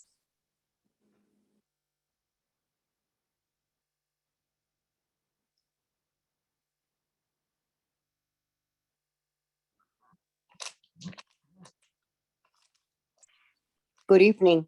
Do you hear me? Yes, we can hear you. Hi. Hold on 1 second. Okay. Are you able I, to turn on your camera? yes, I did. Oh, good, thank you. You're welcome. Well, good evening, everyone. My name is Minerva Casillas, and I am a resident of the Roxbury community for the past 44 years. And I'm a parent mentor at the J. Hurley School in the South End. I love and support my community, and I'm here to be in solidarity with the Blackstone School, the Sumner, and the Mandel for the expansion of the 6th grade. I believe that it will be a great benefit for these schools to have the 6th grade and have the children to less transitions, and that way that they could keep improving the stability and comfort that they feel in their own classrooms. And also, it will be a great help for the parents not to be looking elsewhere for just having the children in 1 year in one school and then change them again. So I beg you guys to reconsider and to give the opportunity to schools to have a 6th grade and that give the kids the opportunity to be successful later on. Thank you so much for the opportunity. Have a good night. Thank you. Our next speaker is Bill Barak. He'll be followed by Jessica Ruiz, Haven Jones, Monique Sims, Michael DeJong, Avery Saulnier de Reyes, Paola Martinez, and Sarah Barnett. If you could please raise your hands virtually in Zoom.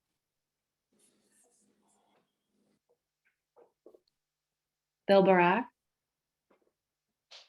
Hi, good evening.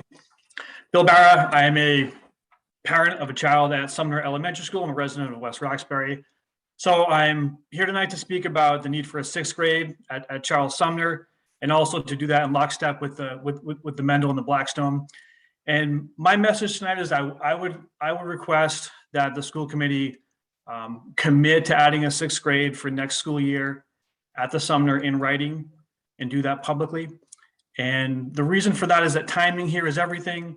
Lottery season is upon us. Open houses are upon us.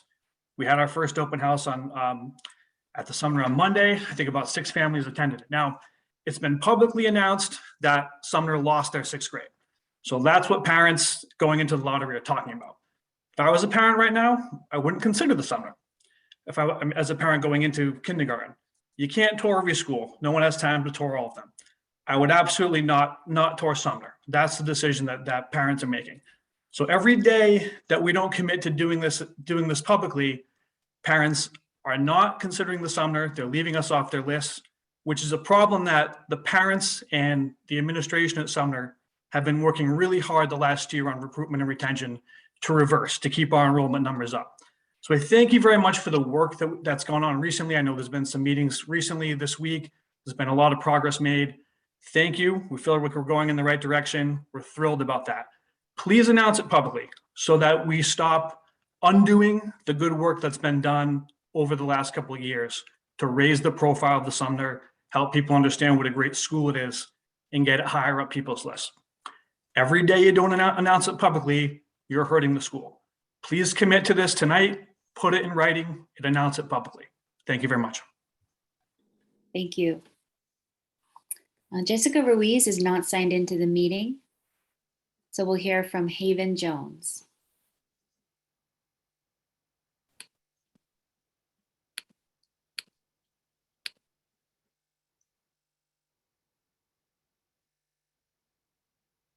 Good evening. Can you hear me?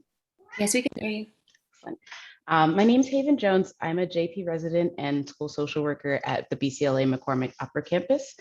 As a social worker, I see it as my role to make sure that everyone in our school community has access to the resources they need to maintain their emotional well-being and to advocate on behalf of our community when those needs are not being met. And that's why I'm here to speak to you tonight.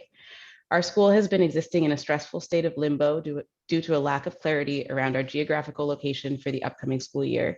We've been told by district officials that our upper campus in Hyde Park and our lower campus in Dorchester would be combined in the fall of 2022 to occupy a new or highly renovated building on Columbia Point, where our lower campus presently sits. As of today, no construction work has begun on the Columbia Point site, and we have not been given any further updates about what this lack of progress may mean for our future. The lack of information is creating undue stress for our school community in the midst of an already stressful global pandemic.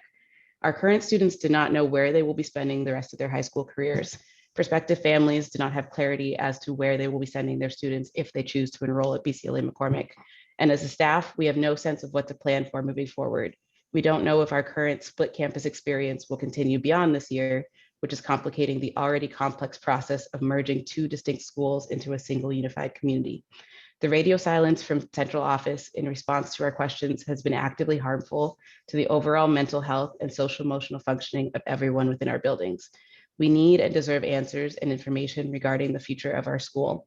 My specific requests to address this issue are as follows. Number one, I would like families, students, and staff members to be informed before round one of school registration if we will remain in two campuses or be combining at Columbia Point for the 2022-23 school year.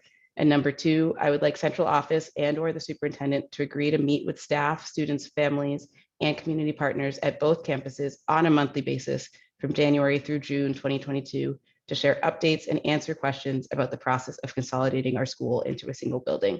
Thank you. Thank you.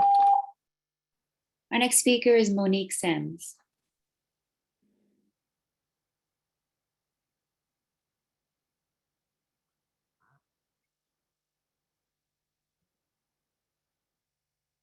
Good evening, everybody.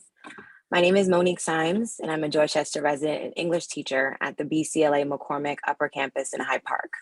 I'm here to speak to you today about the lack of communication between our central office and our school communities in regards to combining the former BCLA Pilot School and the John W. McCormick Middle School into one building on the Columbia Point site. Our two communities have officially been merged on paper, and we now have one principal.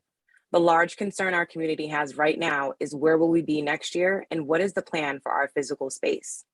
No renovations have been made at the McCormick building, and there has been no communication about this to our principal or to our families, students, and staff. Our students deserve to know where they will spend their remaining high school years and what it's going to look like. Our families deserve to know how the district plans to strengthen the education of our students and what neighborhood they are sending their children to. Our staff deserve to know our working conditions, what it will look like before we are asked to make decisions about our livelihoods next year. My requests for you today are as follows. Number one, I would like the budget for the renovations to be shared with our community. How much money is being put aside to create the space our students were promised, such as high school level science labs and a life skills classroom for our students in the autism strand? Number two, I would like the scope of the renovations to be shared with our community. What are the other plans for renovations, and can our community be involved in providing feedback to renovation plans along the way? Thank you for your time and allowing me the opportunity to share these concerns on behalf of the BCLA McCormick 7 to 12 school. Thank you. Our next speaker is Michael DeJong.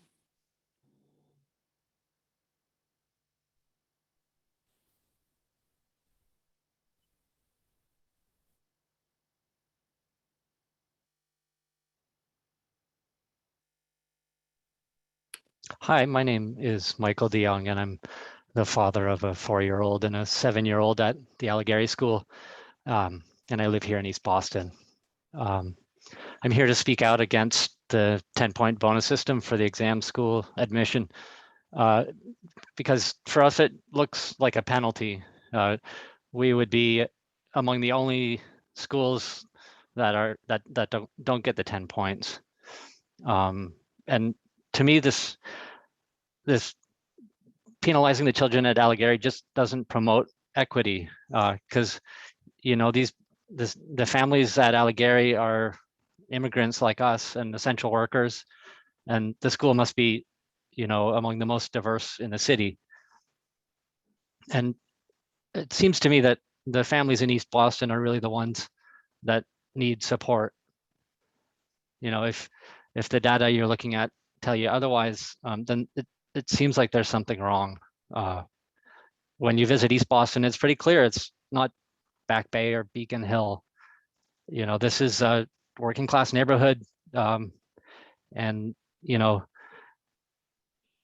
we're immigrants, and we're we're immigrants and we're working class people, and if this 10-point system goes ahead, we're going to have to really rethink sending our students, our schools to Allegheny, because it sets them back. They'll sort of have a disadvantage. They won't have as great a chance to go into the exam schools. It feels like they'll be up against the rest of the city. 20 seconds. And it feels like, many other parents will be making the same calculation. So what will that mean for us and for them, and really for the school itself? Everybody will be thinking, well, maybe I shouldn't be sending my kids to this school. So I feel like it's really going to hurt the school and the community a lot. So I hope you'll really reconsider. Thank you. Our next speaker is Avery Saulnier de Reyes.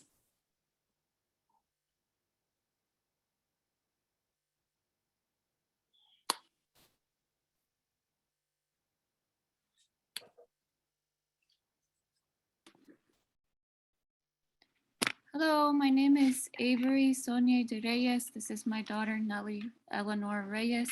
We live in Roxbury, and she attends Mission Hill School. Recently, she was asked to write about a challenge in her life, and this is what she wrote. Losing my teacher this year was a huge challenge because he was one of my favorite teachers in the whole school. Why was he one of my favorites? Because he cared. He simply cared. He taught most of the last year through Zoom, and it was hard for teachers and students. But my teacher made the Zoom environment as if we were in the classroom. He made it as if the pandemic never happened. In the mornings, I remembered he used to play old school songs with the music video until everyone was on Zoom. Then he would do a feelings wheel with us, where he would pull up a wheel that showed different emotions, and then he would ask us all, "How are you feeling?" After this, he would stop sharing screen and look up on his phone knock-knock jokes. And they were so corny, but they made us laugh. I remember one of them went like this. Knock, knock. We would answer, "Who's there?" He would say, "Europe." We would ask, "Europe who?" He would say, "No, I'm not, you are." This would make everyone laugh.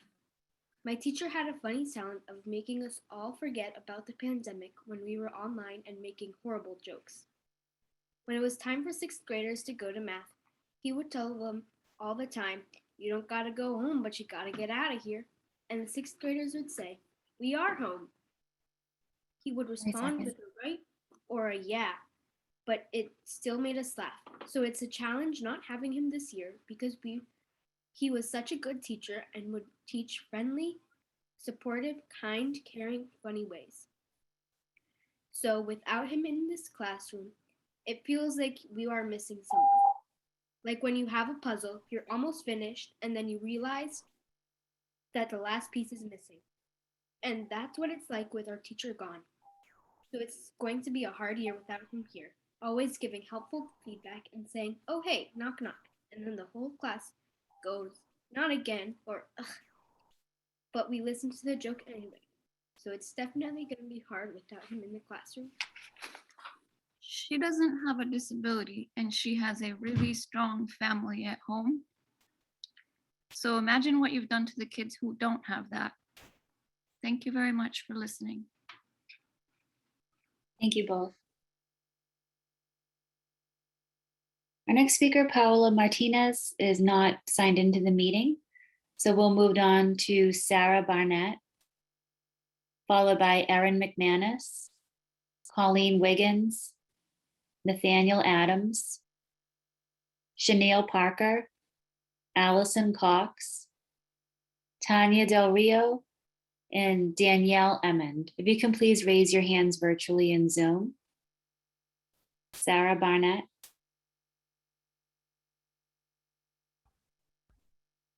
Hi. Can you hear me? Yes, we can. Great. My name is Sarah Barnett. I'm a parent of the Allegheny School. I joined this call, this committee meeting about 3 weeks ago when we found out about the 10-point penalty affecting our school. And I just have to say, I've been struck by how cyclical all of this sounds from just hearing all of the different schools come to this, come to school committee with the same issues. The Allegheny was where the Timothy and the Irving is about in the early 2000s when it was closed despite strong oppositions from parents and community. We were able to reopen with the support of just the school committee, but not as a charter school, not even as an innovation school. We've worked within the BPS system to become a high achieving neighborhood school. We are with the Blackstone and the Curly. We actually led the charge to add the first 6th grade in East Boston in years to be able to provide a pathway for our students. And now that we've prepared our students for exam schools, which is being shown by our 4th, 5th, and 6th graders, MAP assessment and MCAS improvements, we are being penalized. So let us be a cautionary tale that even if we get to where we need to be, and we are all working, new obstacles will continue to face our children, our parents, and our staff. And I thank the group of Allegheny parents who really came together to mobilize, to understand how unjust this policy is and how much we really need to step up and to explain the unintended consequences that really are going to be coming with this policy. So please listen to us, understand us. We've been through this for many, many years, and we are just trying to prepare our students for an excellent future, as you are. And please eliminate this 10-point penalty. Thank you. Thank you. Our next speaker is Erin McManus.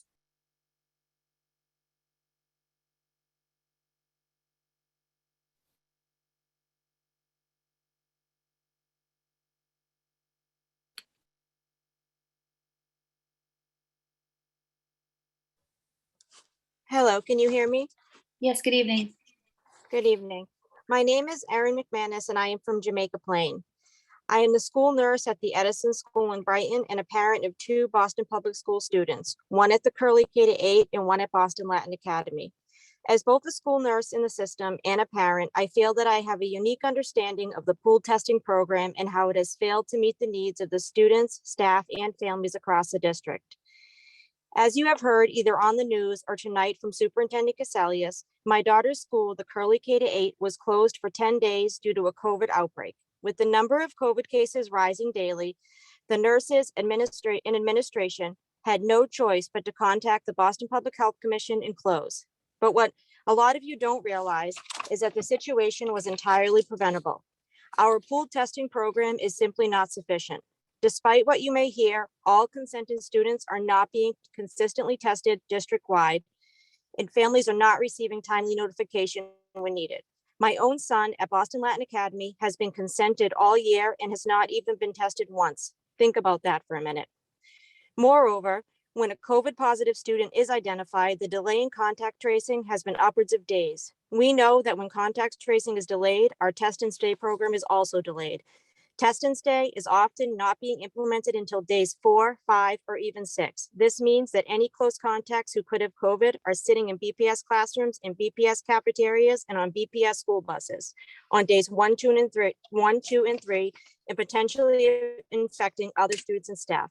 This is inexcusable and frankly embarrassing. Your BPS nurses have been advocating nonstop throughout the pandemic. We have been begging for help, elevating our concerns, and letting our leaders know that the testing program has been a complete nightmare on the ground.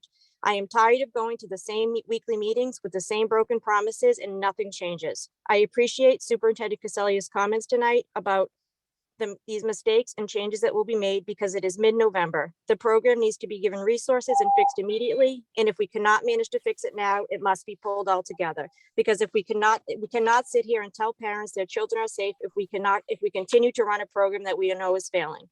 The one thing we learned during the pandemic is that we cannot close schools. It is inequitable and the social emotional impact is simply too high. We know better. We need to start doing better. Thank you. Thank you. Our next speaker is Colleen Wiggins.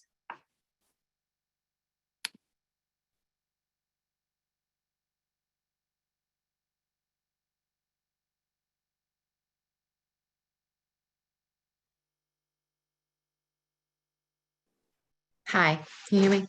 Yes, we can hear you.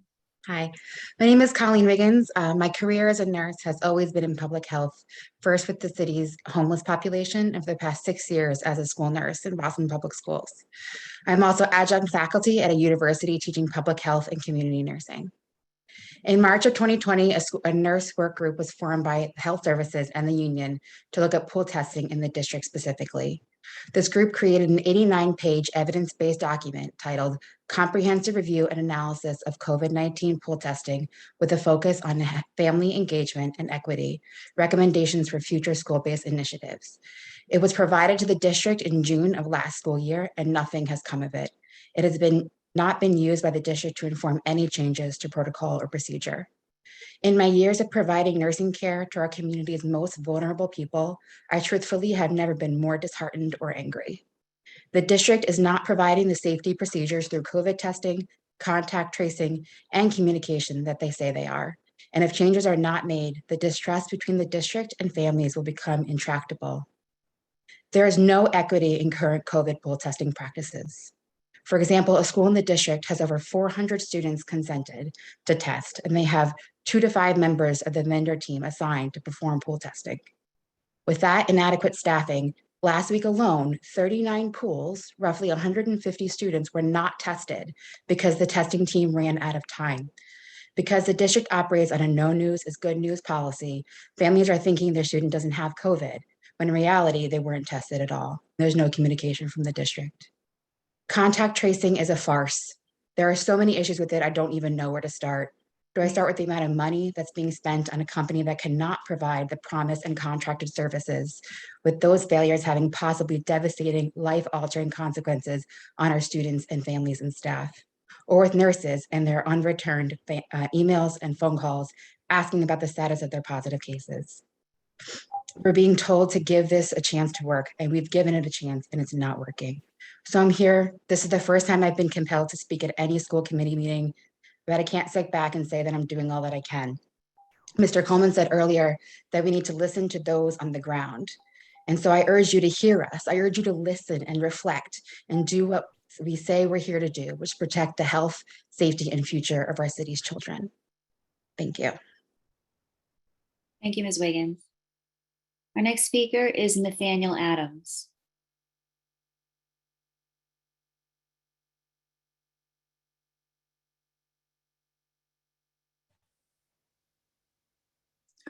Hi, thanks for taking my comment. Sorry, I'm going to be reading off a piece of paper. I just have some notes here. I just wanted to speak pretty briefly to the exam school admissions presentation from tonight. It's nice to see the data that people have been asking for a few months now.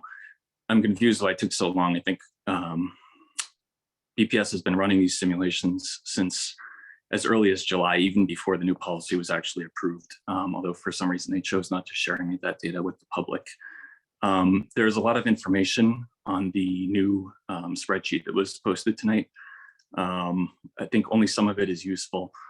One thing that I just wanted to highlight is that it continues to show that schools that have a higher proportion of qualified applicants continue to be underrepresented in the invitation pool. And I'm from West Roxbury, so by way of illustration, I would just observe that the Kilmer has, I think, about 5% of the qualified applicants out of BPS, but only 2% of the invitations.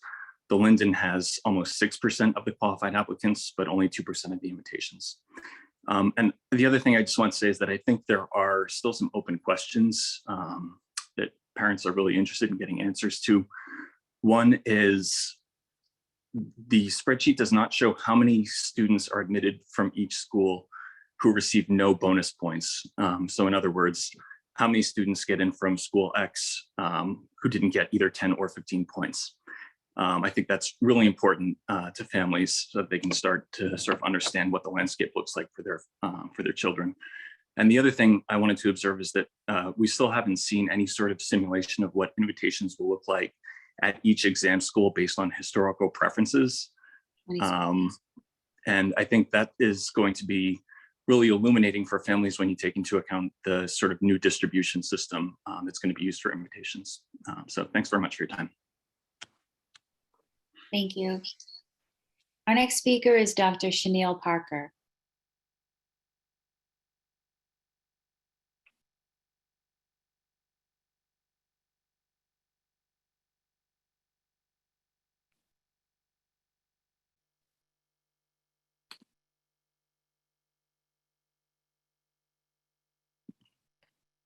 Hi.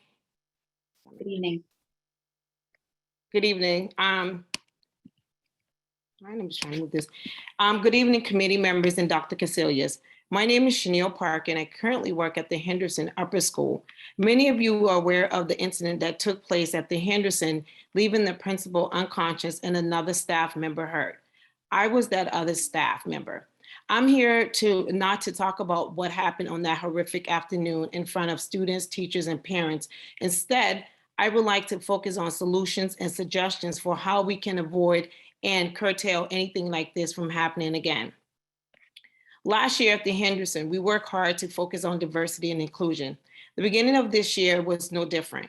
We continue to have conversations, work on building strong relationships, and provide quality and equitable education to all students.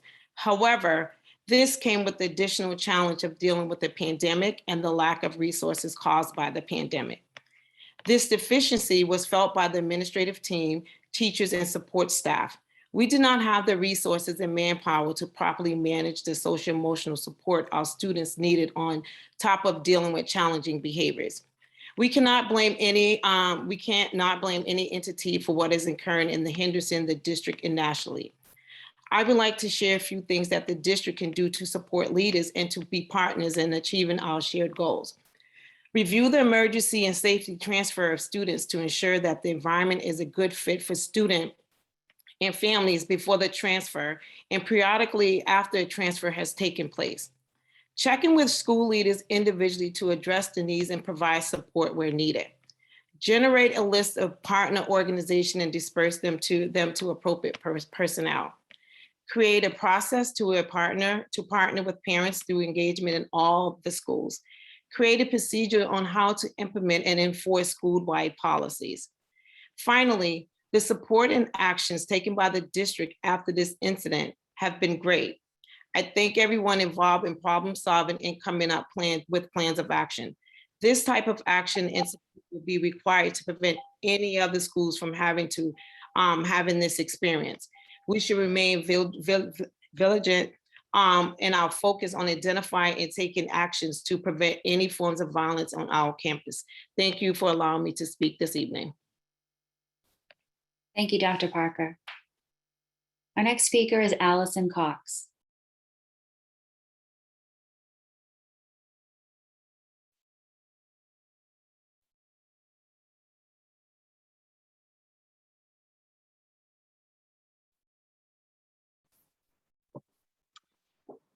My name is Allison Cox. I live in JP and I'm a parent of 2 kids who attend Mission Hill School, and I'm the newly elected co-chair of our governance board. This committee will soon be given findings of our emergency school review. You should know the review was conducted in a last-minute manner. Staff were not given schedules until the morning of the day of the visit. And sure, our schools should be able to accommodate visitors any day, but in a case where the very future of a school depends upon the conclusions that the reviewers draw, it feels unfair to conduct it in such an unorganized manner. I and our family council treasurer from last year were emailed meeting details on a Sunday afternoon for a Tuesday midday focus group. Meetings were scheduled at times when families and community members were at work and when staff and student members were in class. Many members were unable to make it. Then after the reviewers were late and we did introductions, we had roughly 20 minutes left to answer questions. This hardly feels adequate. The family council treasurer was left to scramble and contact people she personally knows. She doesn't have access to school-wide contact lists or systems. She's wonderful, but ultimately she's just a parent trying to help rebuild our community. We have an obligation to ensure that the voices heard fully represent the diversity of our school. Last-minute personal outreach by 1 or 2 white JP-based parents makes that impossible, but we were given no choice. I want to ask that this committee make a request that the governance board, not just our interim leadership, be given the opportunity to be involved in the corrections process before the report is finalized. This committee deserves to receive an accurate report. I'm skeptical that can happen in our absence. Finally, Mission Hill families share COVID communication concerns. The only reason I know that my 6-year-old was a close contact is because she asked me why she and her classmates were tested a couple of days in a row rather than just the regular pool. When close contacts are not notified We go to community programs. We go to museums and health clinics and other institutions unknowingly violating their policies and increasing the risk of our entire city. I've had school nurses call me about chapped lips and scraped elbows. It feels reckless that the district's policies are preventing school-based staff from telling me when my kid has been deemed a close contact. Thank you. Thank you. Our next speaker is Tanya Del Rio.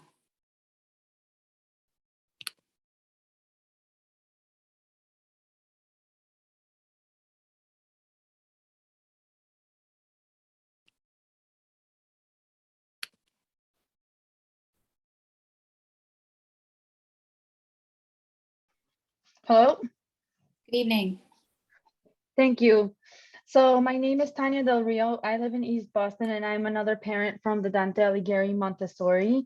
Also speaking about the 10-point penalty that's been discussed.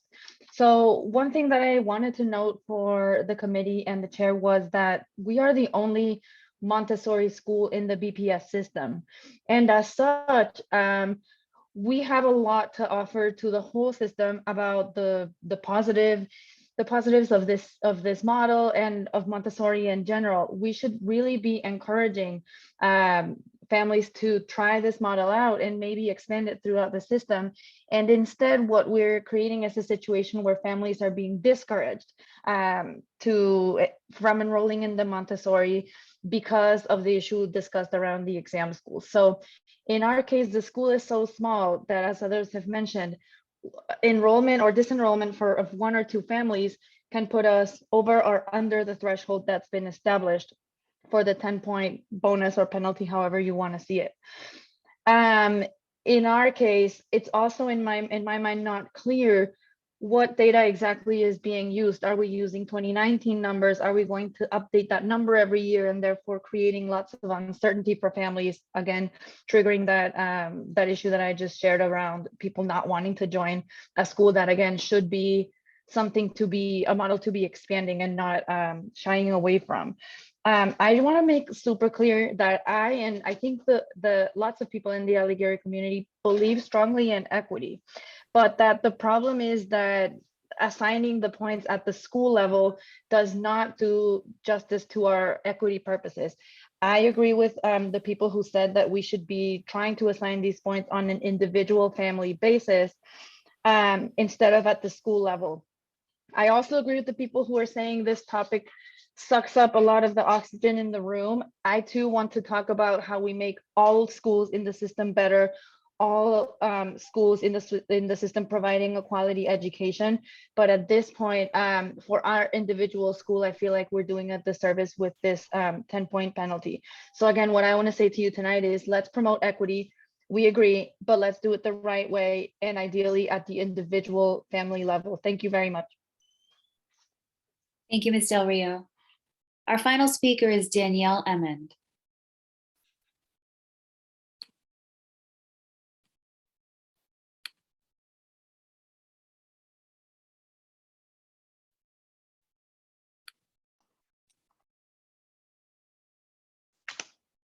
Hello. Oh, my closet's open.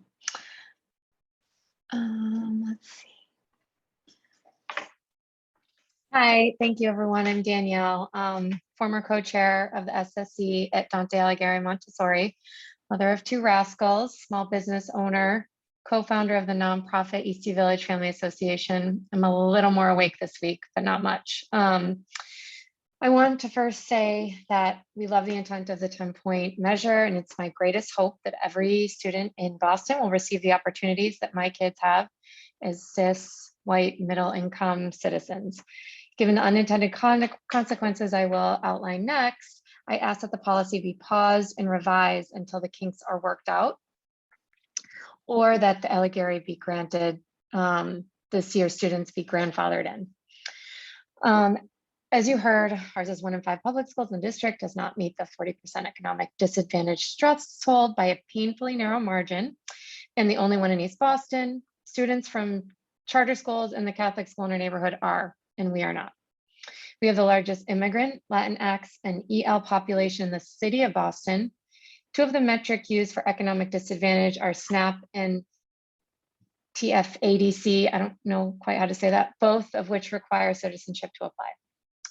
We have the same diverse makeup as any other East Boston school, but because of our size, if one or two of the families do not apply, possibly because of their status, we fall below the datum line. The nuance needs to be further explored. I know this is not the intent of this policy to wipe out 63% of the families in our school where English is not their first language. These are the families we are working to bolster and protect. As Michelle Wu has suggested, we support individual tiers or sliding scale that would seemingly better enhance equity than this system. And also, like Tanya just mentioned, retention. Families often perceive our alternative curriculum as a barrier to the exam school path. We work hard to combat this presumption, and the new policy will undoubtedly exacerbate this problem. Retention for our small school will be almost impossible under the system, which will likely result in our closure, particularly since the data is unavailable. And then just quickly, East Boston High is an incredible school, and I would love to see BPS provide resources to raise it up to the performance level of an exam school so we don't have to keep having these conversations about everyone bottlenecking into exam schools. Thank you everyone for your time. Thank you, Ms. Emmond. Chair Robinson, that concludes our speakers for general public comment.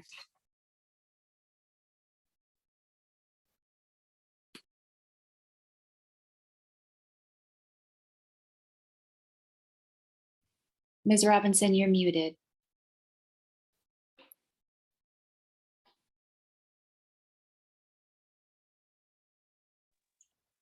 So sorry about that. Thank you, Ms. Sullivan, and thank you to those of you who spoke this evening and shared your perspective. Your testimony is very important to us. So I want to circle back to our action item that unfortunately I had the wrong name of the presenter, so please excuse me for that. I would like to ask Deputy Chief Human Capital Officer Ray Catchings to come and present a brief report on the tentative collective bargaining agreement between the Boston School Committee and the Administrative Guild, SEIU Local 888. Good evening, everyone. Ray Catchings here. Thank you, Madam Chair, for having me tonight. What we'll be presenting on behalf of the district is an amendment to the Guild contract that focuses on the team of Guild employees that are in the Office of Human Capital only. It is not a widespread amendment to the collective bargaining agreement. It is an agreement that is specifically for the staff that is in the Human Capital Office. And the amendment that you have been briefed on ahead of time is just to call out some provisions that have been adjusted in the ratified contract. And those provisions are changing of the actual working hours. So going from about 6.5 actual desk time to about 7 hours of desk time, which includes obviously a paid meal break. There are some additional early release days that are in the ratified contract that we have since waived in this new agreement. And then, of course, generally speaking, there are no budget appropriations needed because we've been able to find the funding to supplement the change in pay for the 9 impacted employees through our already existing budget. And this is all in the name of trying to support an HR transformation that the city of Boston is going through and subsequently BPS is going through, which is a change in our service model to enhance how we serve the folks who serve children of our district. So again, it is a smaller amendment impacting only about 9 individuals directly as the ratified contract, but the larger service level will impact the entire district at some point at go live. And any other, happy to take any other questions or at this time. Yeah. Thank you. Thank you very much. I'd like to open it up to the committee for any questions or comments.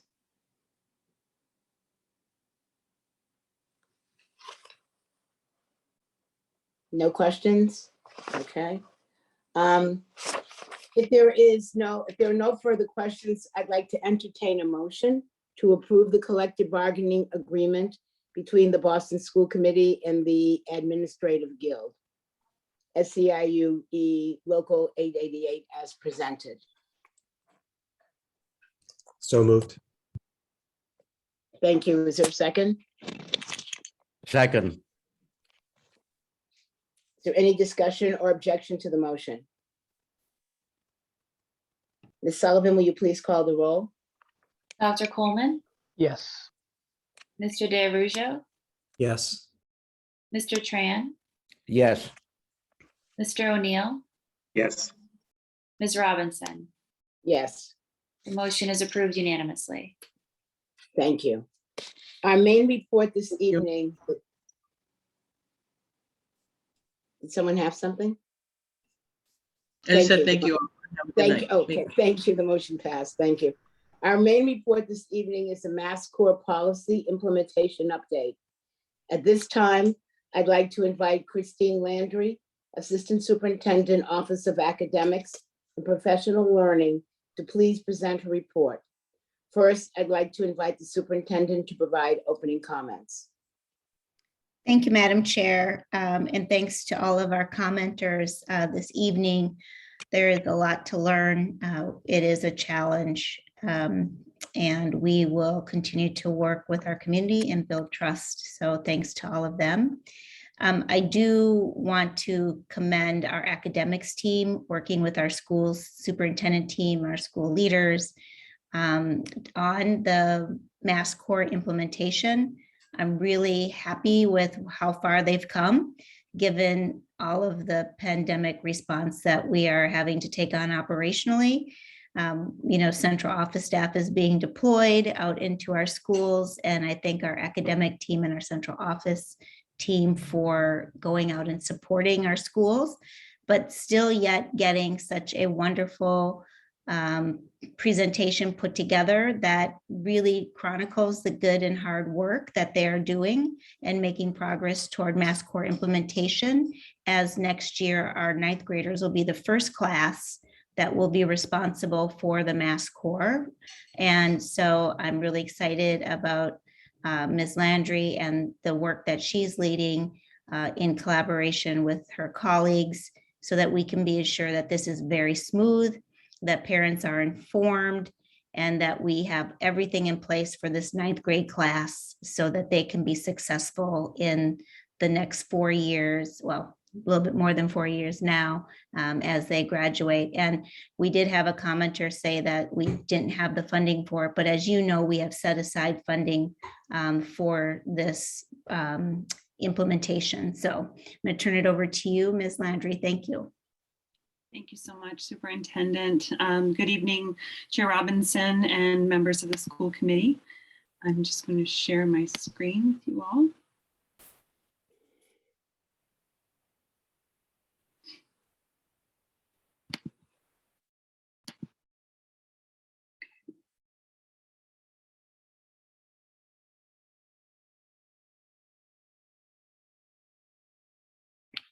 Okay, great. So I am grateful to be here tonight and to share updates with you on the critical work of implementing rigorous and common graduation requirements across all of our high schools.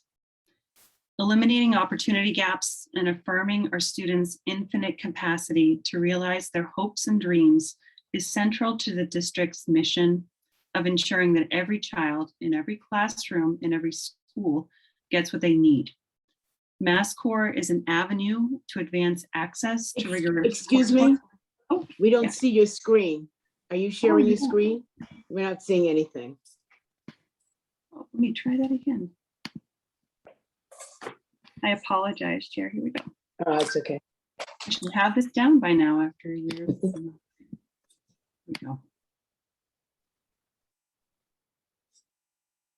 Okay, you can see it now, correct? It's loading, yes. Yeah, okay, great. Okay. So apologize for that. So again, Mass Core is an avenue to advance access to rigorous coursework and college, career, and life preparation across the board, including but not limited to the opportunity for all students to access enrollment in a state university in Massachusetts. So as you are all very well aware, this body adopted Mass Core as our graduation requirements for the class of 2026 and beyond this past May. As this is my first time returning to speak on this topic, I just wanted to state that we are grateful for the courage that this body showed in committing to bold change and high expectations for all students, along with the efforts of the superintendent, the finance and high school offices and heads of school for their partnership with all of their constructive feedback and commitment to getting this policy right. At its core, this policy change adjusts the number of credits needed for our BPS high school students to graduate at 23. It sets a minimum for course requirements in disciplines.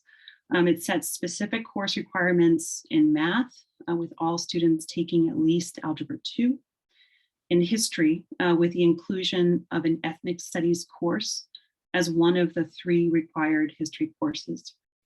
And it provides a floor for the rigor of each course that counts towards graduation. The structure provides an important guidepost for our broader high school redesign strategy as well. But also within the structure, we're able to continue to provide schools with flexibility to maintain many, but not all of the course offerings that they feel make their school distinctive. But it also provides schools an opportunity for critical reflection on the complete experience that's currently provided to their students. Now, we also know that our current Mass Core data is sobering. It speaks to both the ways in which we need to improve how our internal systems speak to each other, as well as deeper work that's needed to raise the bar for instruction and increase access. So this slide here shows the completion of Mass Core requirements into 4 buckets for our schools. This is from the 1920 school year. We'll be able to provide in our next update data on the 2021 school year. And I'm going to show you one other slide with some data about Mass Core status, and then talk a bit about what these findings mean and what the data means. So as we all know, interrupted learning during the pandemic exacerbated many challenges, including meeting Mass Core requirements in our schools. All of our demographic groups other than current ELs declined in Mass Core completion in the 1920 school year. But it's also important to note, however, that access to Mass Core aligned core instruction is in better alignment with our current graduation rates. And by core instruction, I mean the core courses that are expected of all students, ELA, math, history, and science. So 83% of our students met Mass Core requirements in science, 80% in history, 78% in ELA, and 74% in math. The most common areas for schools to not meet Mass Core requirements are in the arts. There is an expectation of 1 course over the course of 4 years. Our 5 high quality electives was another area of struggle. And although not included in this data, because it is a specific addition to Mass Core requirements that we've added as a district, but also the expectation of 1 quarter of physical education each year was another area of challenge.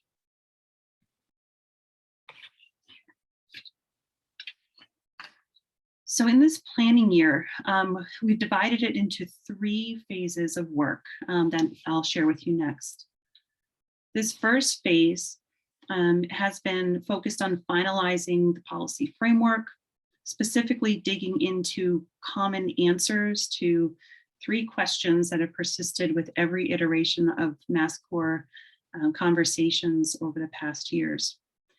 And that first question that always comes up, we spoke about last time and school leaders will always raise is, How do we ensure access to Mass Core while not unduly burdening our multilingual learners and our students with disabilities? Secondly, how do we leverage the policy as an opportunity to increase and strengthen our CTE offerings, career and technical education, while again not placing an undue burden on students who choose to take these paths? And then third, how do we close the gap for our students in alternative education settings who typically enroll in these settings as juniors with very few credits? So to address these challenges, we've held 4 ideation sessions with heads of school and a broad group of central office leaders facilitated by our partners at Mass Insight this fall. These sessions have provided us with a greater insights into ways to operationalize the policy.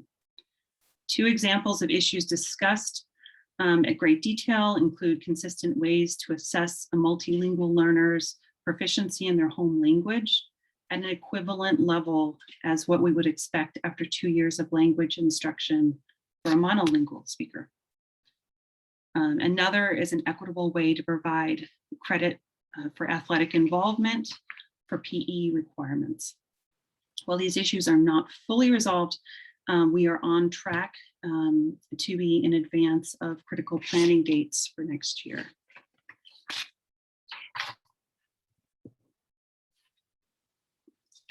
So preparing for Mass Core implementation also includes continuing to improve upon our own system centrally to ensure that we are facilitating students' paths to graduation. I shared with you in May that a full review of the course catalog by the academics team led to a net increase of over 300 courses now meeting Mass Core requirements that didn't previously. As part of implementation, we have plans to make the course catalog, both at the district level and the school level, public-facing documents that are accessible resources for students and families so that they can better understand and plan their path through high school.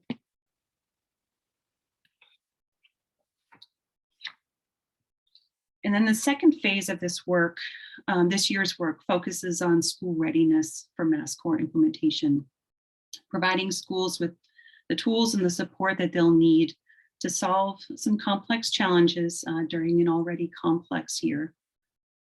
This image here is taken from a resource created by our finance team to outline possible courses of study for a school based on a variety of different scheduling options, which could be a 7-period schedule, a 6-period schedule, a block schedule, etc. So as a way for schools that have different structures in place to visualize a 4 to 6 year pathway for their students, whether they're 7 through 12 or 9 through 12.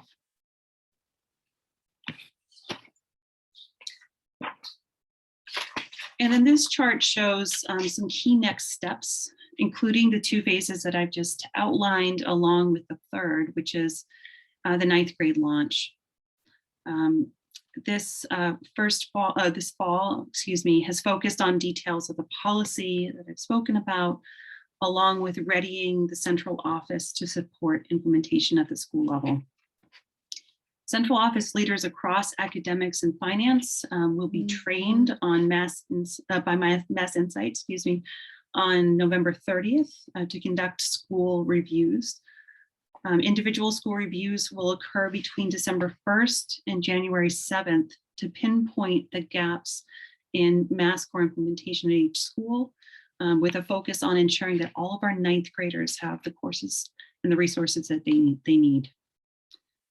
So before the probable organization meetings that start in mid-January, schools will submit requests for additional funding to meet Mass Core requirements for school year 22-23, which we equitably distributed to schools. So decisions regarding funding for the next 3 years will then be determined later in the spring. The next critical phase in the work for the second half of the year is really going to focus on the launch of Mass Core for our incoming 9th graders and their families. This phase will include family sessions to support understanding of the changes, additional support with course selection, and specific summer programming for incoming 9th graders to both accelerate learning and also onboard students to the demands of high school.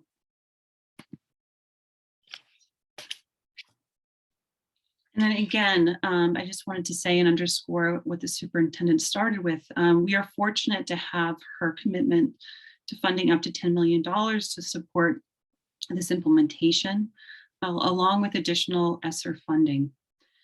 We anticipate that the greatest needs will be in regard to capital projects to support both physical education opportunities and science labs. To a lesser extent, there will be a need for additional staffing to meet requirements, specifically in PE, in arts, and in world languages at certain schools. The infusion of additional guidance counselors into the district will increase our ability to strengthen the use of early warning indicators and to build individual plans for each 9th grade student so that we can track their progress carefully and respond appropriately and quickly over the course of their time in high school. So ESSER funding for a reimagination of credit recovery options will also help us to expand school-embedded credit recovery programs and strengthen individualized instruction. So while sustainability over time is going to be critical for this work, the additional influx of funding at the outset will support us with a successful launch. And with that, I just want to thank you again for your time and commitment, and we welcome your comments and your questions.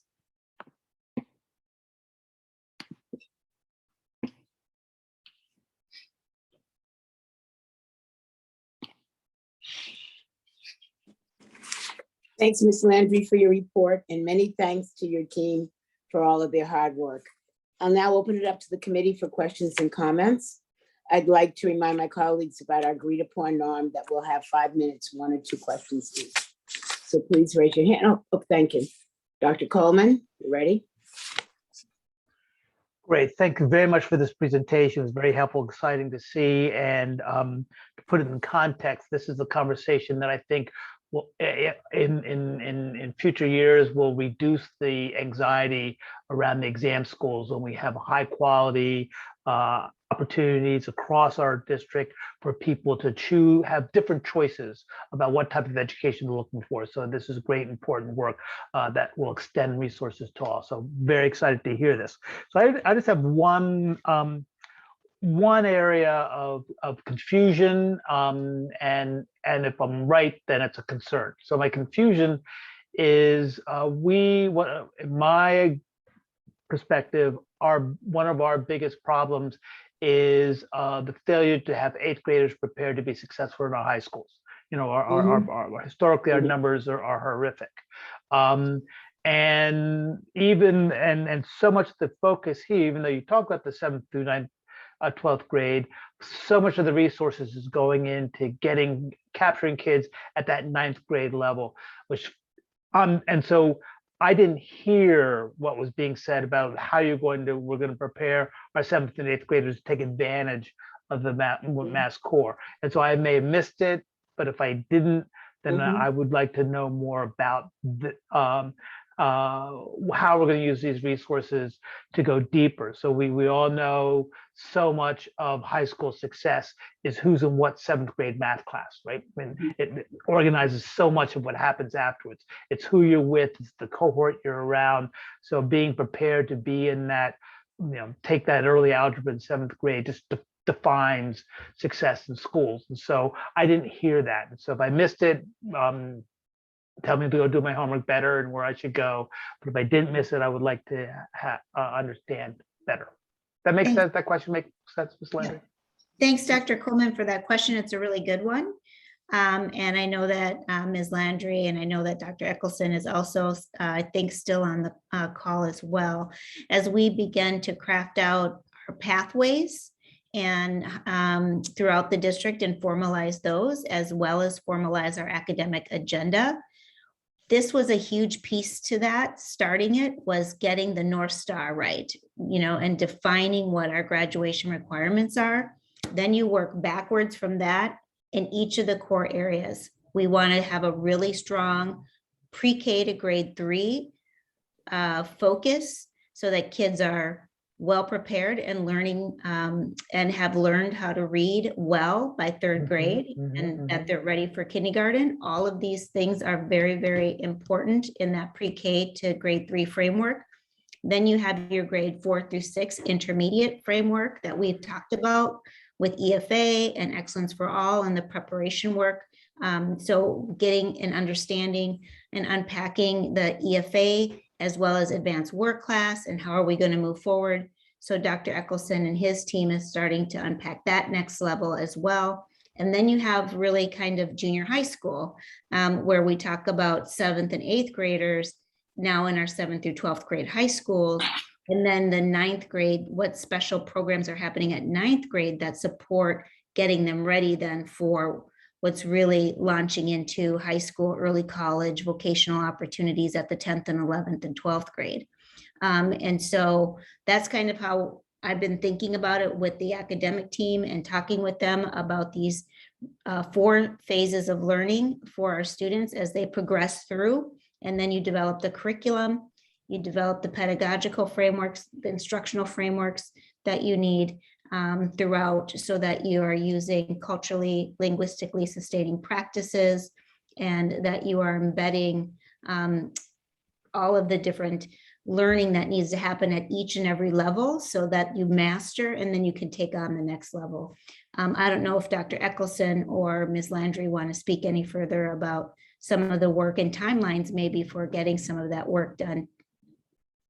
Yeah, I think that's exactly right. And clearly our 7-12 schools provide, an additional pathway there and connectedness that's in some ways much easier for that on-ramp. And some specific things that I would mention there. And first, I just want to say thank you for the question. That's a great question. And I apologize for not being more clear about that in the presentation. But when I talked about early warning indicator systems, that's a middle school piece. That's a critical middle school piece. And although we're thinking about our 9th graders in terms of providing that individualized plan with new guidance counselor positions, 7th and 8th grade will also benefit from that, absolutely. I would also just speak to some other work that we've presented to you all around equitable literacy, where we've had a specific focus on our middle schools with a change in curriculum and pedagogy, right, aligned to that sort of emerging framework that we spoke to you about last time. As well, we've made a shift in math instruction this year in 12 of our high schools and middle schools. That's utilizing that traditional math pathway that better provides access to algebra in 8th grade. So it's sort of a backwards planning approach. I think as we're thinking about ELA, as the superintendent said, we're kind of building up. In math, we're sort of building down so that we can provide better access in 7th grade to pre-algebra and 8th grade algebra, so that students can get ahead. And another, I think, critical piece here aligned to middle school is that MassCore also provides us the opportunity to credit students in 7th and 8th grade for high school level courses. And there's a great opportunity there that opens up access for students later on if we can provide 9th grade level arts classes, right, in middle school. Courses in elective areas that may not need the same prerequisites, but that we can provide access to for students. There were several schools already providing those courses, and we're shifting the way that they're being credited so that they can get some of those credits out of the way earlier on in their career in 7th and 8th grade. Again, it's a clearer path in 7 through 12, but I think we have to be especially conscientious of students in our K-8 settings where we can do that as well, right? We can send them to 9th grade with high school credits already in their pocket. And I think that in itself really speaks to a student's sense of efficacy and their ability to do this, right? If they enter into ninth grade with credits in hand. With the academic. Well, I just hope that we share with great explicitness. This is exactly why the district is advantaged going to a 7-12 approach to a coordinated, the PK 6 and the 7-12. This is where it will pay off for us, that we'll be able to have a coherent structure for a child's life from the time they're in 7th grade through 12th grade, to be in a single system that will find them, hold them, and carry them through. And for me, it's why going to the K6, 7, 12 it will be a great advantage for the district. And I just want to lift that up and hold that, be loud about that, because I think people need to understand it and how that works for us. But thank you very much. Thank you. Thank you. Mr. De Araujo. Thank you, Madam Chair. I have a question. Thank you for the presentation about the deliverables for December.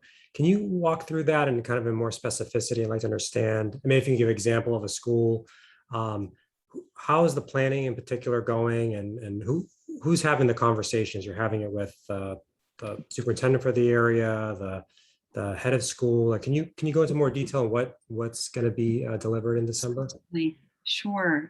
So these individual sort of school meetings, we have to come up with a clearer name for them, but what I've been calling them internally is sort of an academic a collaborative meeting. We have budget collaborative meetings in our system as a part of the budget planning process, but we really need to have an academic collaborative meeting first to discuss the vision for the school and where they're headed, so that they can best use funds and people to meet those goals. And so what we're doing this year, just with our high schools, is sort of adding in this additional step before they get to their budget planning meetings and their meetings where they're talking about staffing, to talk through their course of study. First, what is their plan for 9 through 12 for their students to have access to? What are the different paths that are available to students to meet those 23 credits? Where are they having trouble seeing that, right? And helping them sort of do that initial big picture mapping, and taking into account where we are too, right?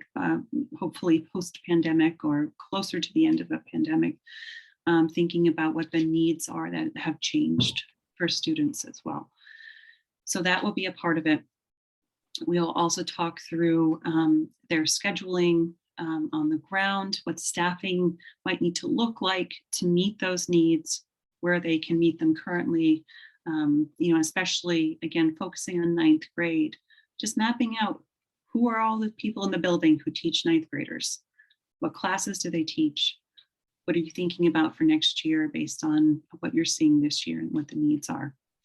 So those meetings will, again, have Mass Insight support with facilitation, the academics team, including special education, the Office of English Learners, to talk about the special needs of students in those groups, as well as people from the finance team to think about the budget components, also the scheduling components, which is part of their wheelhouse.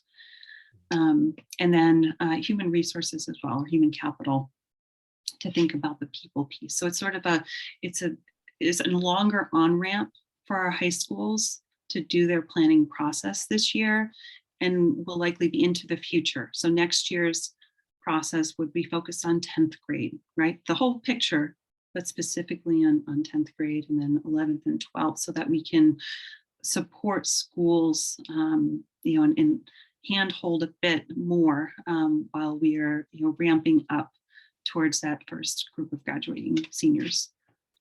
Great. And you'll be able to, thank you for that. You'll be able to do this for all of our high schools in December. You have this mapped out. Yes, we will. Exactly. And we're starting with the schools where we know, right? We already have significant information. Our schools told us last year what they think they need, where they think the holes are.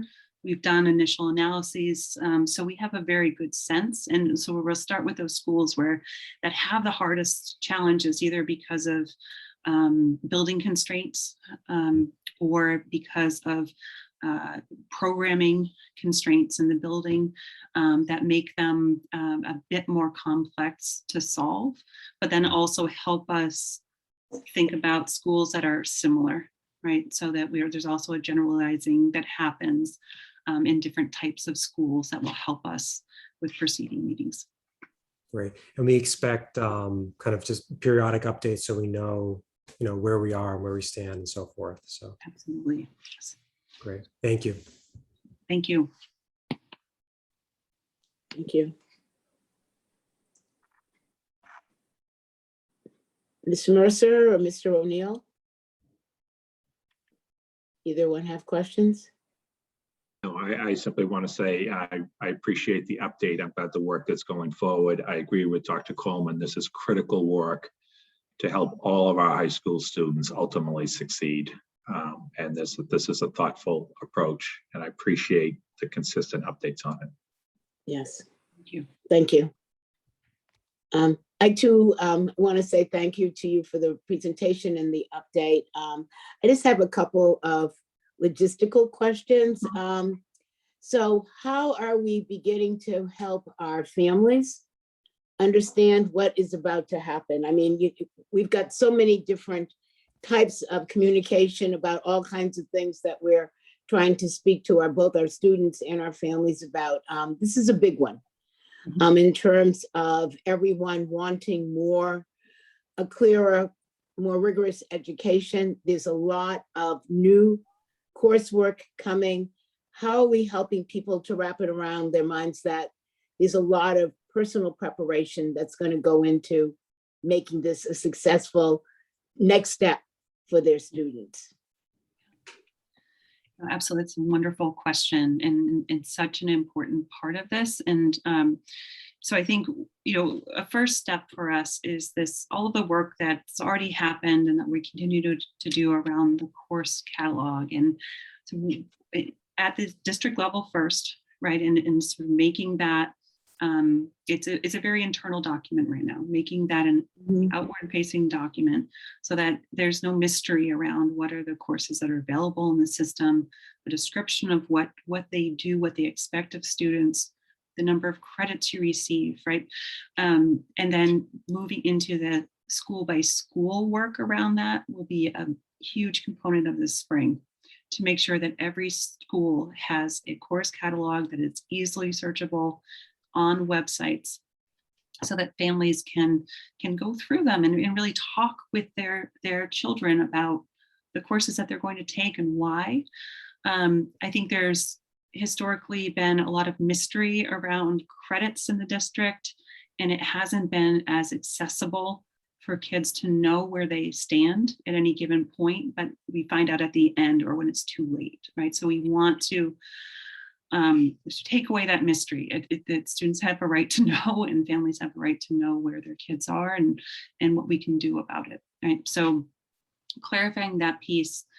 And then I think these specific meetings, and we'll hold many of them for 8th grade families, that will be about graduation requirements, talking through some of this language of credits and credit recovery and the things that you need to know in high schools. And we know that many of our high schools already do some wonderful onboarding of their students that we can utilize in a centrally presented way. And it doesn't take away from the school specific meetings, but we have to get ahead of it so that families and kids start thinking about these pieces earlier on. And then I think the third piece is really around summer programming, which the superintendent has been a huge advocate for, to make sure that each of our 9th graders has, as the first step in their individualized plan, a plan for the summer. That they are both having opportunities to accelerate, maybe get some credits under their belt, but also to really wrap their minds around what the high school experience is going to be like. So we're also starting to plan those processes out with other departments in the central office, so that students will have them available as early as possible so families can plan for the summer. I don't know if the superintendent, if there's anything you wanted else to add. Yeah, I think Dr. Eccleston will speak a little bit about the four-year planning guide and then also the individual learning plans. I think we already have Naviance as a tool for our counselors, and we're looking in the next budget, as I've shared, to request from the mayor and the city council additional funding around counselors. I think this is going to be extremely important for our middle and high school students because of them being behind academically. You know, we're implementing Mass Core, but it is also at a time when we know many of our students are behind and need additional support. And I think that's where the early warning indicator system that Ms. Landry talked about is going to be critical. But the tools of Naviance to track, the tools of transcripting, the tools of having a course catalog and a four-year planning guide is absolutely essential to students knowing where they're at and parents being frequently updated through their academic counselor. I don't know, Dr. Eccleston, you want to talk any more about it? Just to build off the superintendent's point, I think in addition to the investments in school counselors, it's also important, and Christine and I have been talking about how we develop a common sort of template that would be available to all ninth graders so that at beginning and their orientation for high school, they're laying out the pathway to graduation and preparing them for a graduation that is college and career ready. And so you're talking about the different courses that you will need to meet, ensuring that you're meeting all of the requirements of Mass Core. And as part of that sort of template and tool, I think that would be probably a super concrete one that we might want to do training and communication with families about so that they deeply understand the different choices that students might have or on the path toward Mass Core completion. I also want to talk, just about special education, that there may be students who in their IEP have accommodations. So there's flexibility built into Mass Core for that, as well as there are, flexibilities for our EL learners. And I'm really excited about the ethnic studies investments that we have been making around our ethnic studies coursework. One thing that is something that I'm hoping to put in place is that when you come in ninth grade, that is your plan. Those are the requirements you are responsible for. But the course, the class that comes behind you, it could be that we now say you have to take an ethnic studies course, or two classes behind, we may say, but we want to make sure that you take a vocational ed course, or you might have to take an advanced placement course or something like that, and you put in those requirements. But this cohort, this class would not be responsible for any additional type of graduation requirements. That's why phasing it in is so important. That way then you don't disadvantage a class because they haven't had the opportunity for the 4 years to know what their program is. So it's important for them to know that up front and for parents to know that up front. Yeah. My time is up. I do have another question, but I want to double check with other members to see if anyone else has another question. No, mine is a little bit, I guess, logistical. I'm trying to understand, can you talk a little bit about either the difference or the relatedness between the International Baccalaureate and the Mass Core? We talk about two different kinds of high school programming. And so how are they similar, different? Why would you choose one over the other? Yeah. Yes, and that's such a wonderful question. Thank you for that.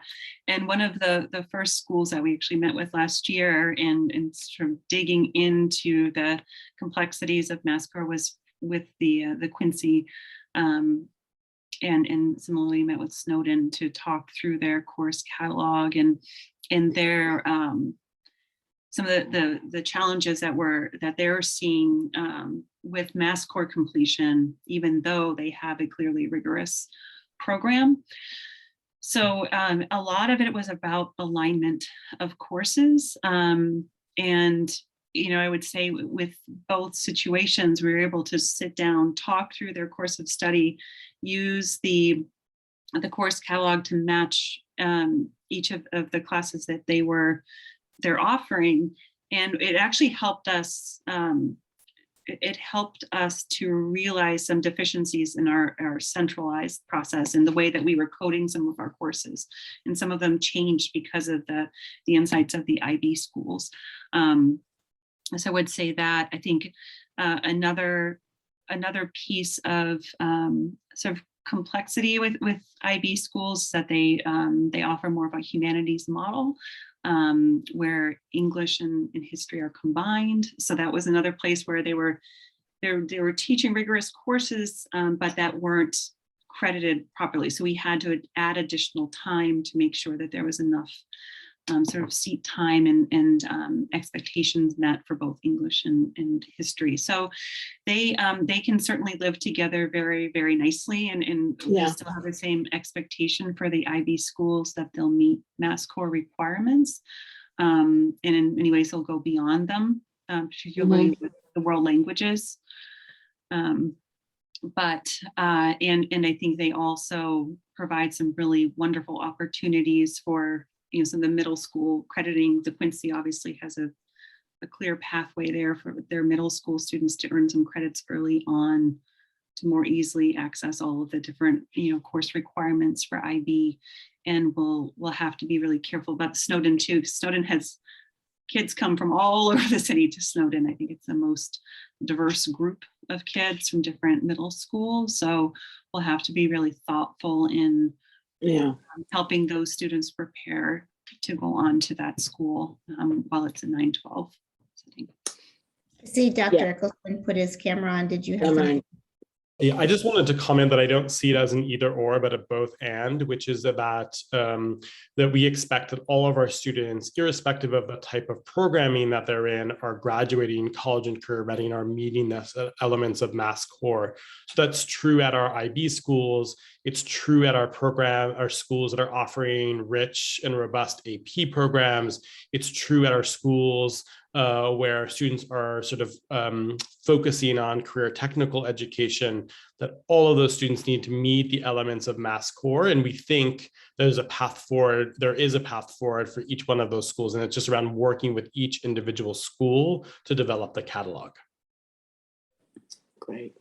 And I know this year we've been doing some experimenting with the Campus Without Walls, the online programs. And so will those also get aligned? So again, I mean, I'm looking at that no wrong door, no matter what course I take. If I have to transfer somewhere, it's going to still count, and all of those kinds of things. So all of our stuff will be seamless in a way eventually. Ms. Shakir Build has been a great partner with us, and as we've piloted kind of this anywhere, anytime learning idea.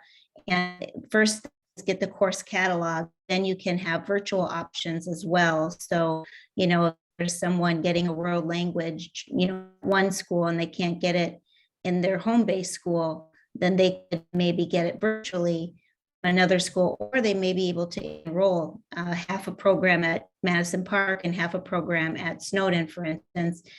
So it just really depends on building it in the future for that. You're frozen, Brenda. Miss Dr. Cassellius. Sorry. Okay. Thank you. Does anyone else have any questions, comments? If not, I wanted to say again, thank you so much for this very rich report, and we look forward to the next update. All